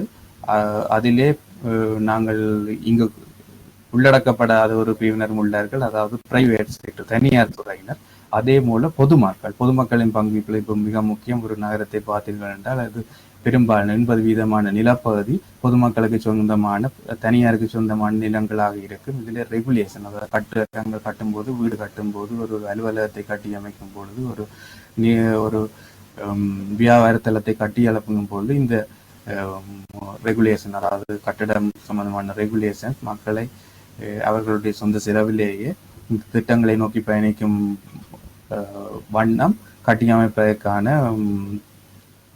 அவர்களை வழிநடத்தும். இதன் போது 80% அதிகமான நிதி செலவுகள் பொதுமக்களாலே, தனிப்பட்டவர்களாலே செலவழிக்கப்படும். அடுத்த கட்டமாக இந்த உட்கட்டமைப்பு வசதிகள், அதாவது பொருளாதார உட்கட்டமைப்பு சரி, அல்லது இந்த மின்சாரம், போக்குவரத்து போன்ற உட்கட்டமைப்பு வசதிகள் சரி, நிர்வாக கட்டமைப்புகள் சரி, இந்த கட்டமைப்புகள் அரசாங்கம் அல்லது தனியார் துறையின், அரசு தனியார் பப்ளிக் பிரைவேட் பார்ட்னர்ஷிப் இவ்வாறான விடயங்களின் மூலம் அல்லது நிறுவனங்களின் மூலம் உருவாக்கப்படுகின்றன. இந்த கட்டத்திலே அதாவது வங்கிகள் கடன் உதவிகளுடன் ஒப்பிடும்போது அரசாங்கத்தினால் நிதி ரீதியாக பங்களிப்பு செய்யப்பட வேண்டிய தேவை மிகவும் 10% குறைவாகவே காணப்படும். இங்கு ஒரு கேள்வி எழுகின்றது, நிதி ரீதியான பங்களிப்புகளில் மட்டும்தான் நாங்கள் அதிகம் கவனம் செலுத்த வேண்டுமோ அல்லது வேறு பல விடயங்களிலும் கவனம் செலுத்தப்பட வேண்டிய தேவைகள் இருக்கின்றனவா என்பதை நாங்கள் கவனத்தில் எடுக்க வேண்டும்.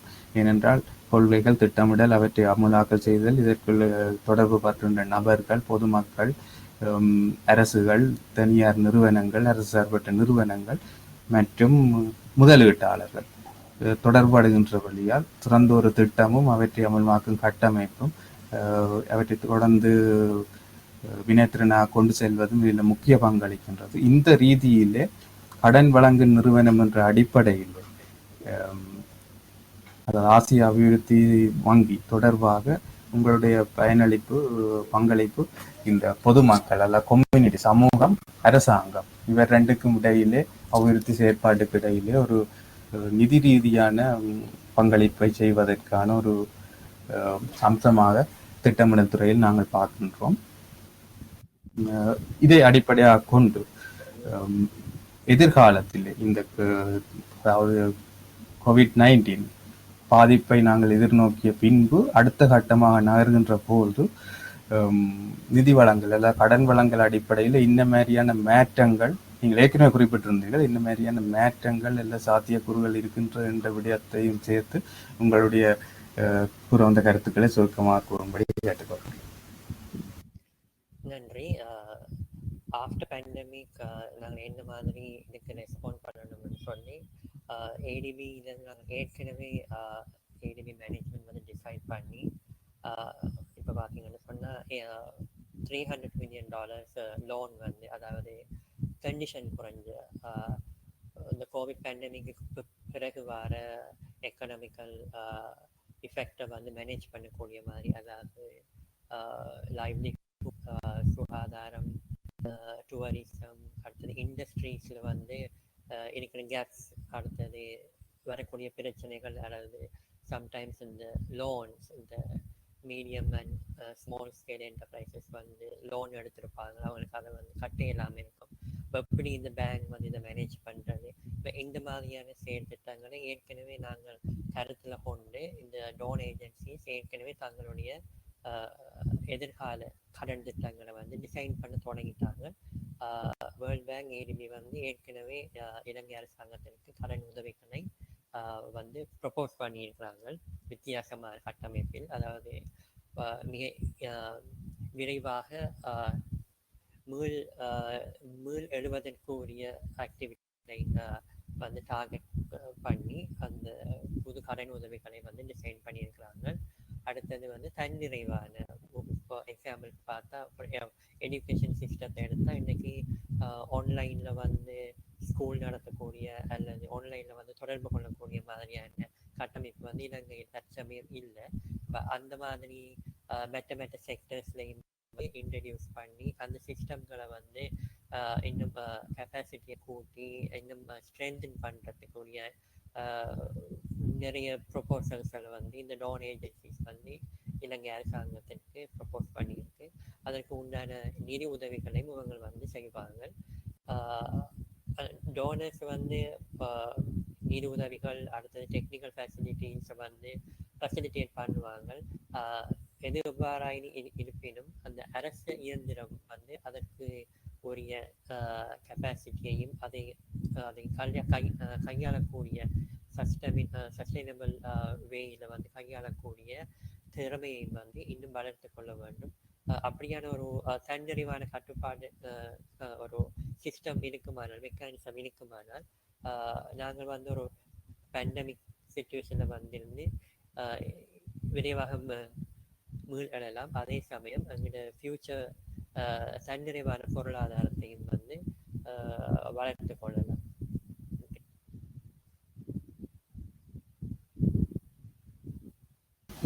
ஆமாம், நிதி வளங்கள் அல்லது மூலதனம் அல்லது இந்த பண ரீதியான பங்களிப்பு மிகவும் முக்கியம்.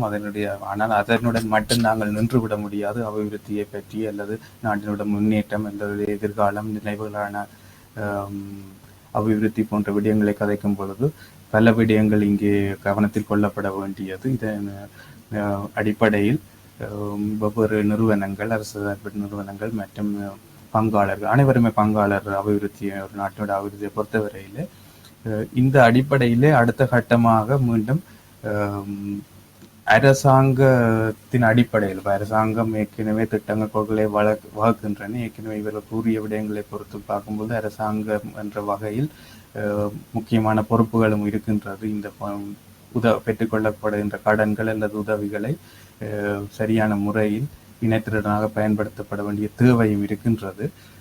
அந்த அடிப்படையில் ரொஹான் அவர்களிடம் நாங்கள் தொடர்ந்து விவாதிக்கலாம் என்று நினைக்கின்றேன். நீங்கள் ஏற்கனவே குறிப்பிட்டிருந்தீர்கள் அரசாங்கம் இந்த செயற்பாடுகள் வெற்றிகரமாக இந்த அவசரகால நிலையை கையாண்டிருந்த அரசாங்கம் அரசு இந்த கட்டமைப்பு அரசியல் இல்லை, நாங்கள் இந்த தளத்தில் அரசியலை பற்றி பேசுவதில்லை, அரச கட்டமைப்பு அந்த செயற்பாடு அதுபோல இந்த என்ஜிஓஸ் கட்டமைப்புகளை பற்றி தான் நாங்கள் பேசுவோம். அந்த அடிப்படையில் இந்த கட்டமைப்பு இதை வெற்றி கொண்டிருக்கின்றது. ஆனால் தொடர்ந்து செல்லும் பொழுது இவ்வாறான அதிகம் ஆழமாக கவனம் செலுத்தப்பட வேண்டிய விடயங்களும் இருக்கின்றது. இந்த அடிப்படையிலேயே எதிர்காலத்தில் நீங்கள் பல பொதுமக்கள் எதிர்நோக்கின்ற பிரச்சனைகள் பற்றி கதைத்திருந்தீர்கள். உங்களுக்கு தான் தெரியும், நேரடியாக மக்களுடைய சேவை ஆற்றுவதில் பிரதேச செயலகங்கள் போன்றவை முக்கிய பங்களிப்பு வகிக்கின்றது. இதன் அடிப்படையில் எதிர்காலத்தில் இந்த பாதிப்பை தொடர்ந்து இந்த அரசு சார்பற்ற நிறுவனங்கள் நிதியுதவிகளாக இருக்கலாம் அல்லது அரசாங்கத்தினுடைய செயற்பாட்டில் என்ன மாதிரியான முன்னேற்றம் அல்லது மாற்றங்களை கொண்டு வருவதற்கு மக்களுடைய இயல்பு வாழ்க்கையை கட்டியமைப்பதற்கு அபிவிருத்தியை மேற்கொள்வதற்கான நடைமுறைகள் பின்பற்றப்பட முடியும் என்பது தொடர்பான உங்களுடைய கருத்துக்களை பகிர்ந்து கொள்ளுங்கள். நன்றி.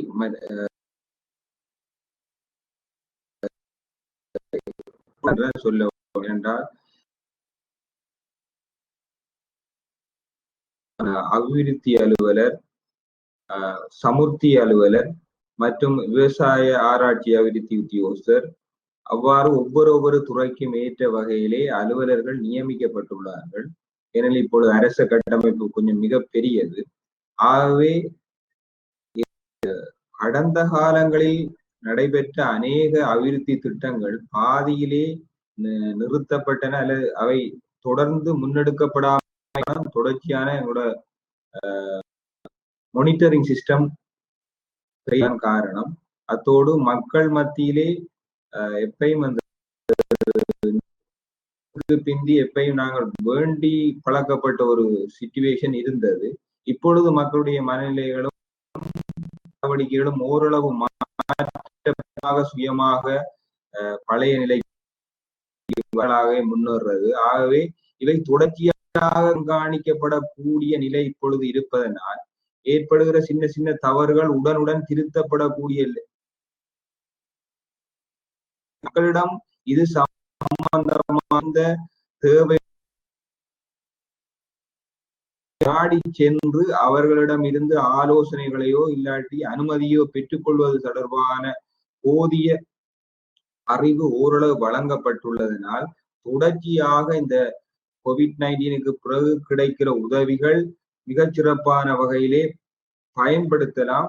அதன் மூலம் எங்களுடைய வறுமை ஓரளவு குறைக்கலாம் என்றுதான் நான் கருதுகிறேன். அத்தோடு எங்களுடைய கூட எங்கட இப்ப NGO லெவல் நாங்க எதிர்பார்க்கிறது அதுதான். எல்லா வேலைக்கும் நாங்க வெளியிலிருந்து ஆட்கள் எடுக்கக்கூடிய கட்டாய தேவையில தான் இருக்கிறோம். இப்ப இங்க ஒரு ஐரோட் ப்ராஜெக்ட் வேலையெல்லாம் நடந்து கொண்டிருக்கு. அப்ப வார எல்லா ஆபரேட்டர்ஸும் எல்லாம் வெளியில அது போடுற நிலையில இது நமக்கு ஒரு தொடர்ச்சியாக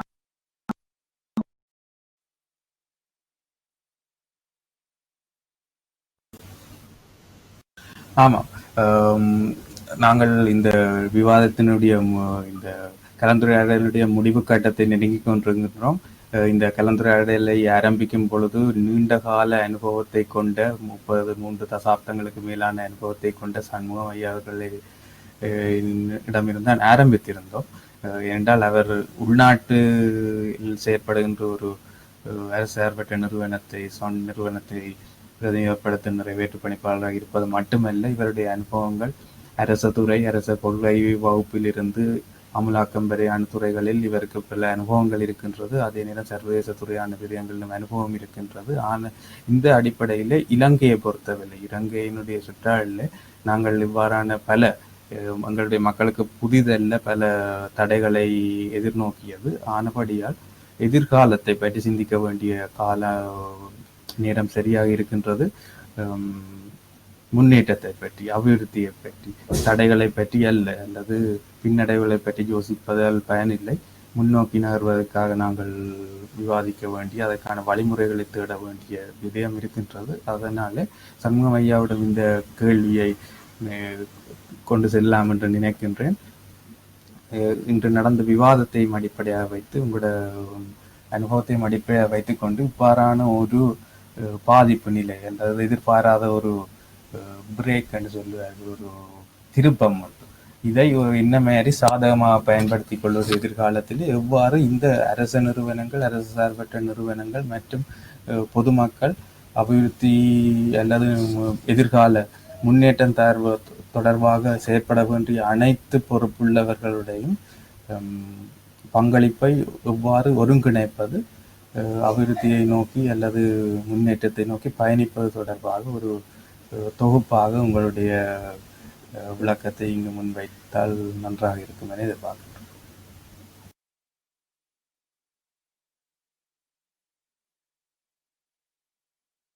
நன்றி.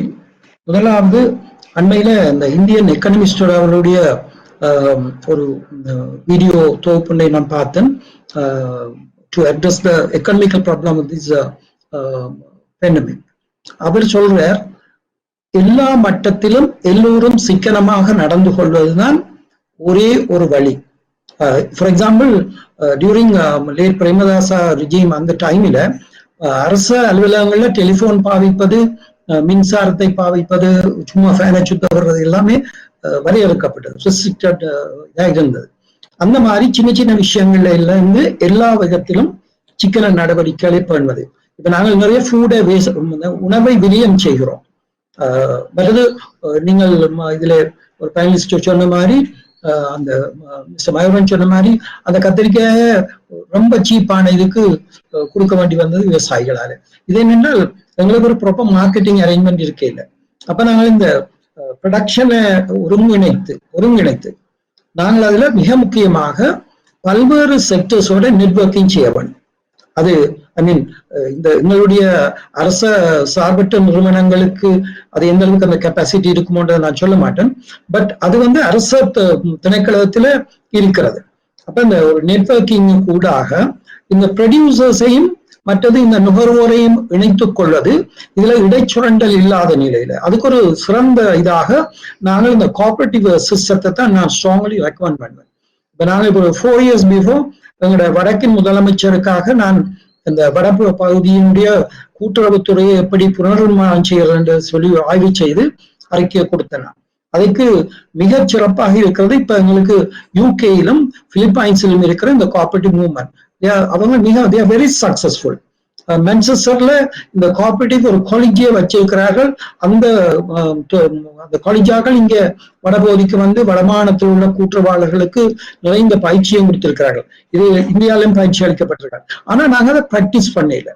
மற்றது இந்த கூட்டுறவு என்பது இந்த காலத்துக்கு பொருத்தமற்ற சொல்வதை நான் நிராகரிக்கிறேன்.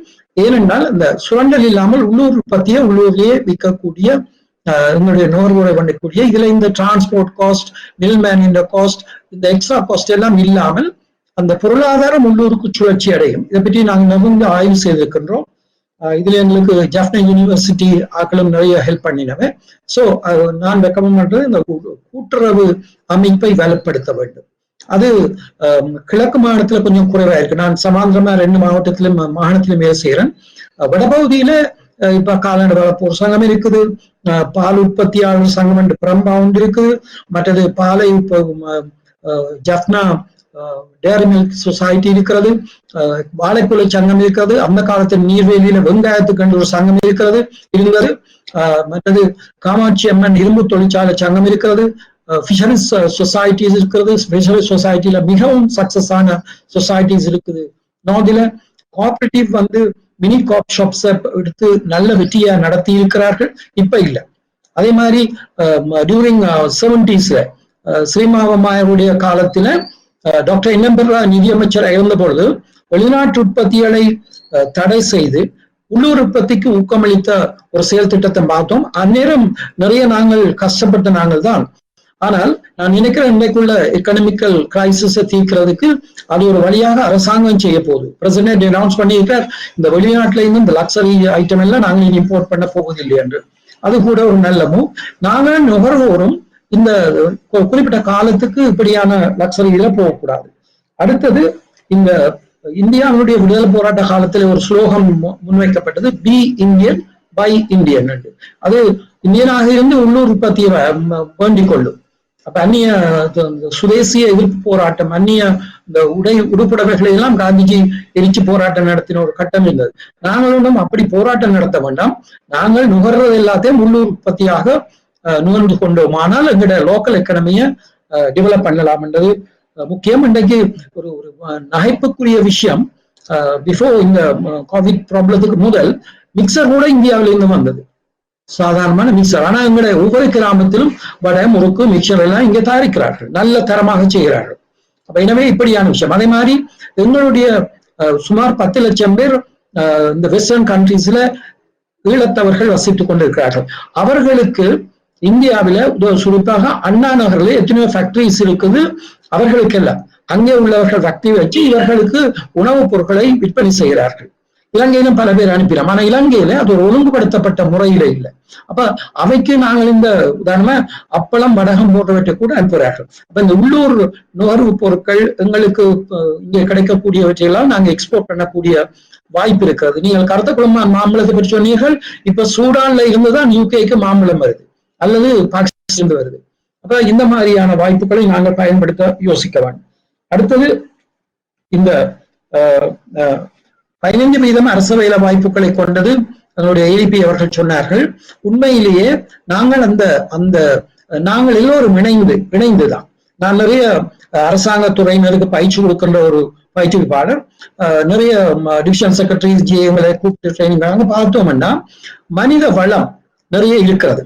முன்னர் நாங்கள் ஒரு டிஎஸ் ஆபீஸுக்கு போனோம்னால் பிஃபோர் 20 years அங்கே ஒரு 40-50 பேர் தான் வேலை செய்வார்கள். இன்னைக்கு 300க்கும் மேற்பட்டவர்கள் சராசரியாக அந்த ஜிஎன் டிவிஷனை பொறுத்து வேலை செய்கிறார்கள். அந்த நிலையில அவர்களுடைய மனித வளத்தை உச்சமாக பயன்படுத்துறது. நினைக்கிறேன் லாஸ்ட் இயர் எங்களுடைய இலங்கை அந்த மனிதவள பயன்பாட்டின் அளவு 87ஆம் இடத்தில் இருந்தது. லாஸ்ட் இயரோ அல்லது 18 ஞாபகம் இல்லை. அப்ப நாங்களே முன்னுக்கு கொண்டு வேணும், ஒவ்வொரு மனிதனுடைய உழைப்பையும் உச்சமாக பயன்படுத்துதல். இப்ப நிறைய உத்தியோகத்தர்கள் களப்பணியில ஈடுபடுவதற்கு அசைன் பண்ணப்பட்டிருக்கிறார்கள் அரசாங்கத்தால. சோ அதன் மூலமும் நாங்கள் இந்த உற்பத்தி முயற்சிகளுக்கு சப்போர்ட் பண்ணலாம். அதே மாதிரி இந்த பிரைவேட் செக்டர் பார்ட்னர்ஷிப், அதை பற்றி நீங்க தொட்டு காட்டினீர்கள் நிறைய. ஃபார் எக்ஸாம்பிள் இப்ப டயலாக் என்ற ஒரு தொலைபேசி நிறுவனம் இன்றைக்கு கூட இலங்கையில விஸ்தரிக்கப்பட்டிருக்கு. அவர்கள் பல நிறுவனங்களுக்கு சில உதவிகளை செய்தார். உதவி மீன்ஸ் உதாரணமா யாழ்ப்பாணம் பல்கலைக்கழகத்துல ஒரு ரிசர்ச் செய்யறதுக்கு ஒவ்வொரு நாளும் ஒரு வறுமைக்குட்பட்ட 300 குடும்பங்களுக்கு செய்தியை அனுப்புவதற்கு இலவசமாக அவர்கள் சப்போர்ட் பண்ணார்கள். ஒரு பேராசிரியர் அந்த ஆய்வை செய்தார். 6 மாதங்கள்ல அந்த செய்தியை பின்பற்றி நடந்த மக்களுடைய பொருளாதார மேம்பாடு 40% அதிகரிக்கின்றது. இது ஒரு ஆய்வு செய்யப்பட்ட உண்மை 2 வருடங்களுக்கு முதல். சோ இந்த மாதிரியாக அதெல்லாம் நாங்கள் இப்ப ஈவன் இந்த ஆன்லைன் இதுகள் செய்கிறதுக்கும் நாங்கள் இப்படியான பிரைவேட் செக்டர் ஆக்களை பயன்படுத்தலாம் ஆன்லைன் பிசினஸுக்கு. அதே மாதிரி எங்களுக்குரிய இந்த தொழில் பெறுவோர், அதாவது தொழில் முனைவோருக்கான விழிப்புணர்வும் ஃபெசிலிட்டேஷனும் மிக அவசியமானது. ஃபார் எக்ஸாம்பிள் இன்றைக்கு காலையில ஒரு செய்தி வந்திருக்கிறது. அரசாங்கம் அந்த ஸ்கீமின் பேரை மறந்துவிட்டேன், அக்ரிகல்ச்சருக்கு ஆர்கானிக் அக்ரிகல்ச்சரை ப்ரொமோட் பண்றதுக்கு ஒரு லோனை கொடுக்குது, 50% கிராண்ட்.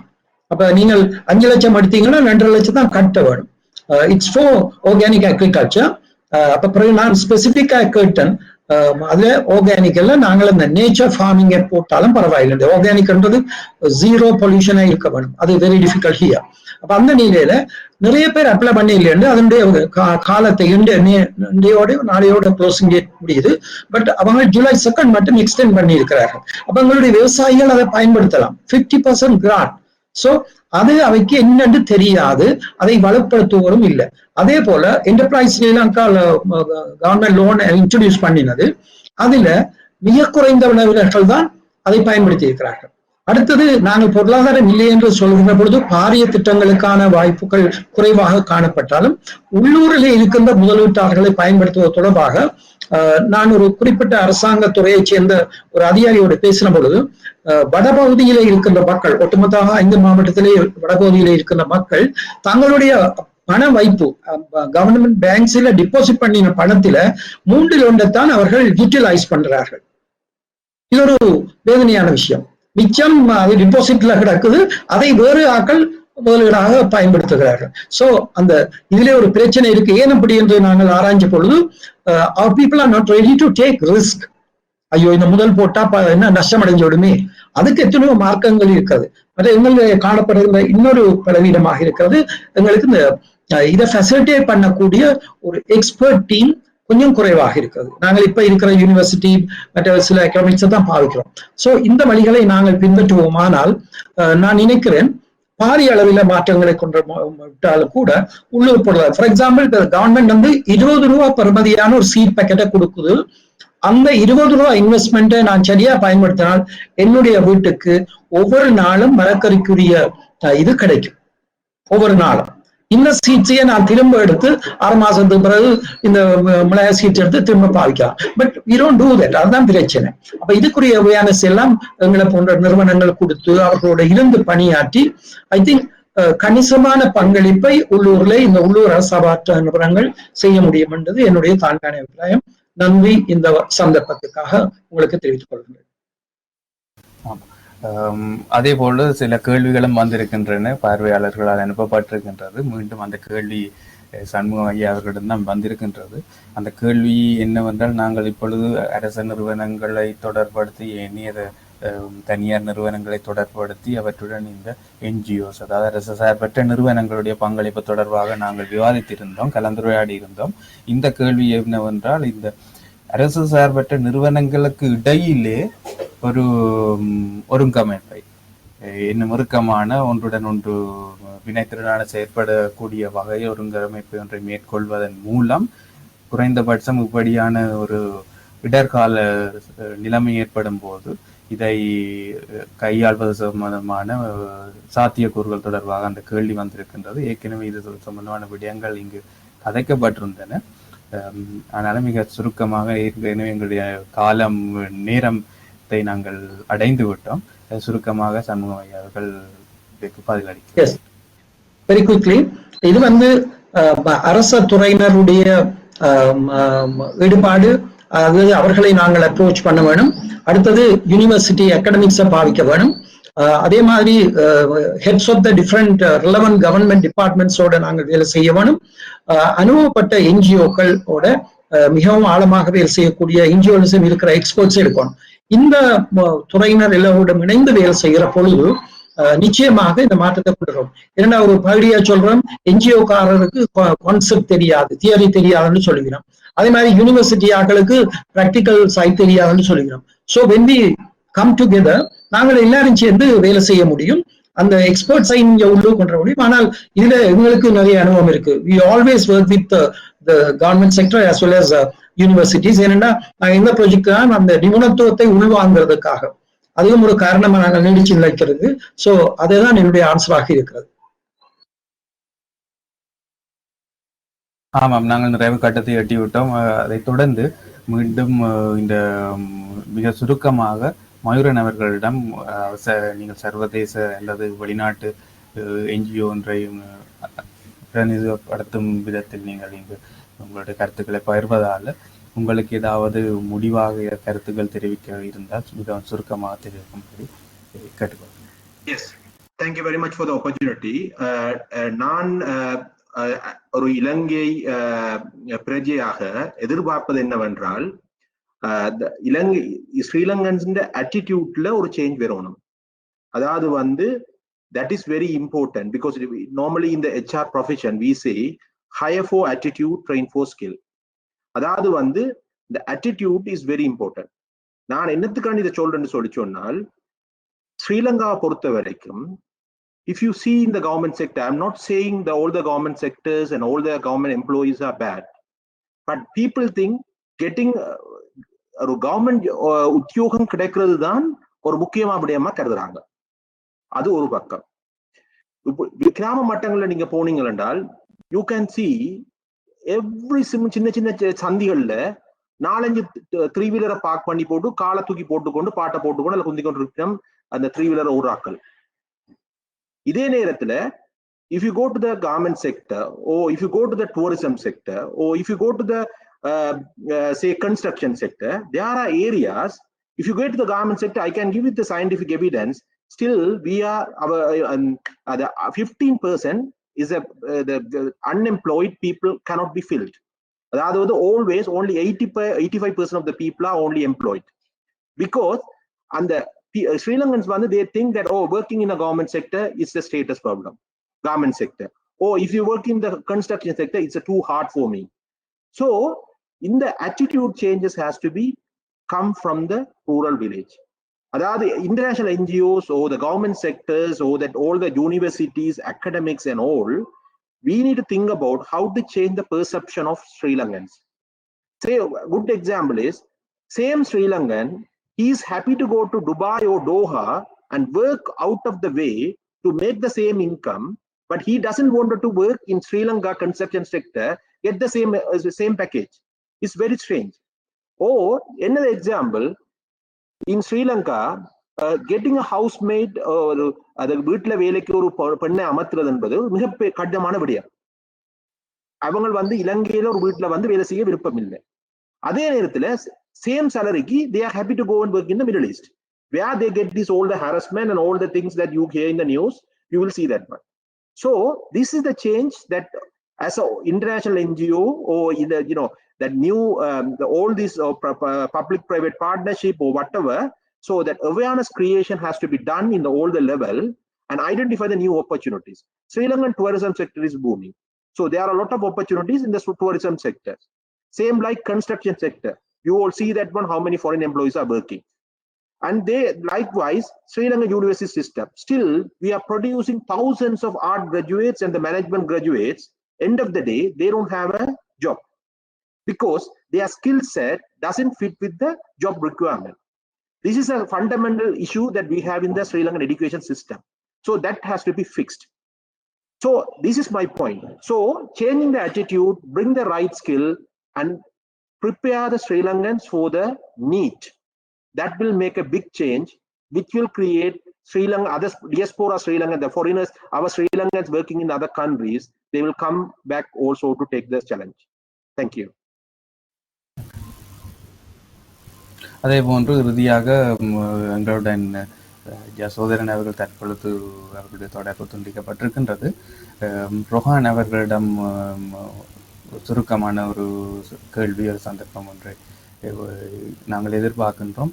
உங்களுடைய அனுபவத்தை அடிப்படையாக கொண்டு இந்த அடுத்த கட்டத்தை தூக்கி நாங்கள் நகரும் போது என்ன மாதிரியான நடவடிக்கைகள் அல்லது கருத்துக்களை நீங்கள் குறிப்பிட வேண்டும்? அந்த மயூரன் சார் சொன்ன மாதிரி attitude சேஞ்ச் இல்லாட்டி ஒன்றுமே நடக்காது. இப்ப பெரும்பாலும் இப்ப கவர்மெண்ட் செக்டர்ல உள்ள ஆபீசர்ஸ்டே நிறைய attitude சேஞ்ச் இப்ப மெல்ல மெல்ல வந்து கொண்டு இருக்குது. நாங்க டோட்டலி அக்ரி பண்ணணும். பார்த்தாலே அந்த அவர வீட்டை கட்ட இல்லாத நிலவரம் இருந்தது. அந்த காசு எடுத்து வேற பக்கம் செலவழிக்கிற லெவல்ல இருந்தது. இப்ப அவர்கள் கொஞ்சம் அதுல கொஞ்சமா முழு மூச்சா ஈடுபட்டு தங்கட வீட்டை கட்டுற லெவலுக்கு வந்திருக்காங்க. அதே மாதிரி இப்ப கவர்மெண்ட் செக்டர்லயும் இந்த டூரிசம், அதே டூரிசத்துல எல்லாம் கொஞ்சம் கூட எடுத்து அது கொஞ்சம் விளைவுகள் கொஞ்சம் நல்லா இருக்கு. அதே மாதிரி எங்களுடைய அலுவலர்கள் மத்தியிலையும் மகத்தக்கூடிய வகையில செயற்படுற அலுவலர்கள் இருக்காங்க. இவ்வாறு எல்லாரும் என்ஜிஓவும் கவர்மெண்டும் சேர்ந்து செயற்படுற நேரத்துல ஒரு சுபீட்சமான இலங்கை உருவாக்க கூறி விடைபெறுகிறேன். ஆமாம், இந்த நிகழ்ச்சியை நிறைவு செய்வதற்கான நேரம் வந்துவிட்டது. ஏற்கனவே 10 நிமிடங்கள் நாங்கள் மேலதிகமாக எடுத்திருக்கின்றோம். பார்வையாளர்கள் மற்றும் எங்களுடைய அதிதிகள் அதை ஏற்றுக்கொள்வார்கள் என்று நான் எதிர்பார்க்கின்றேன்.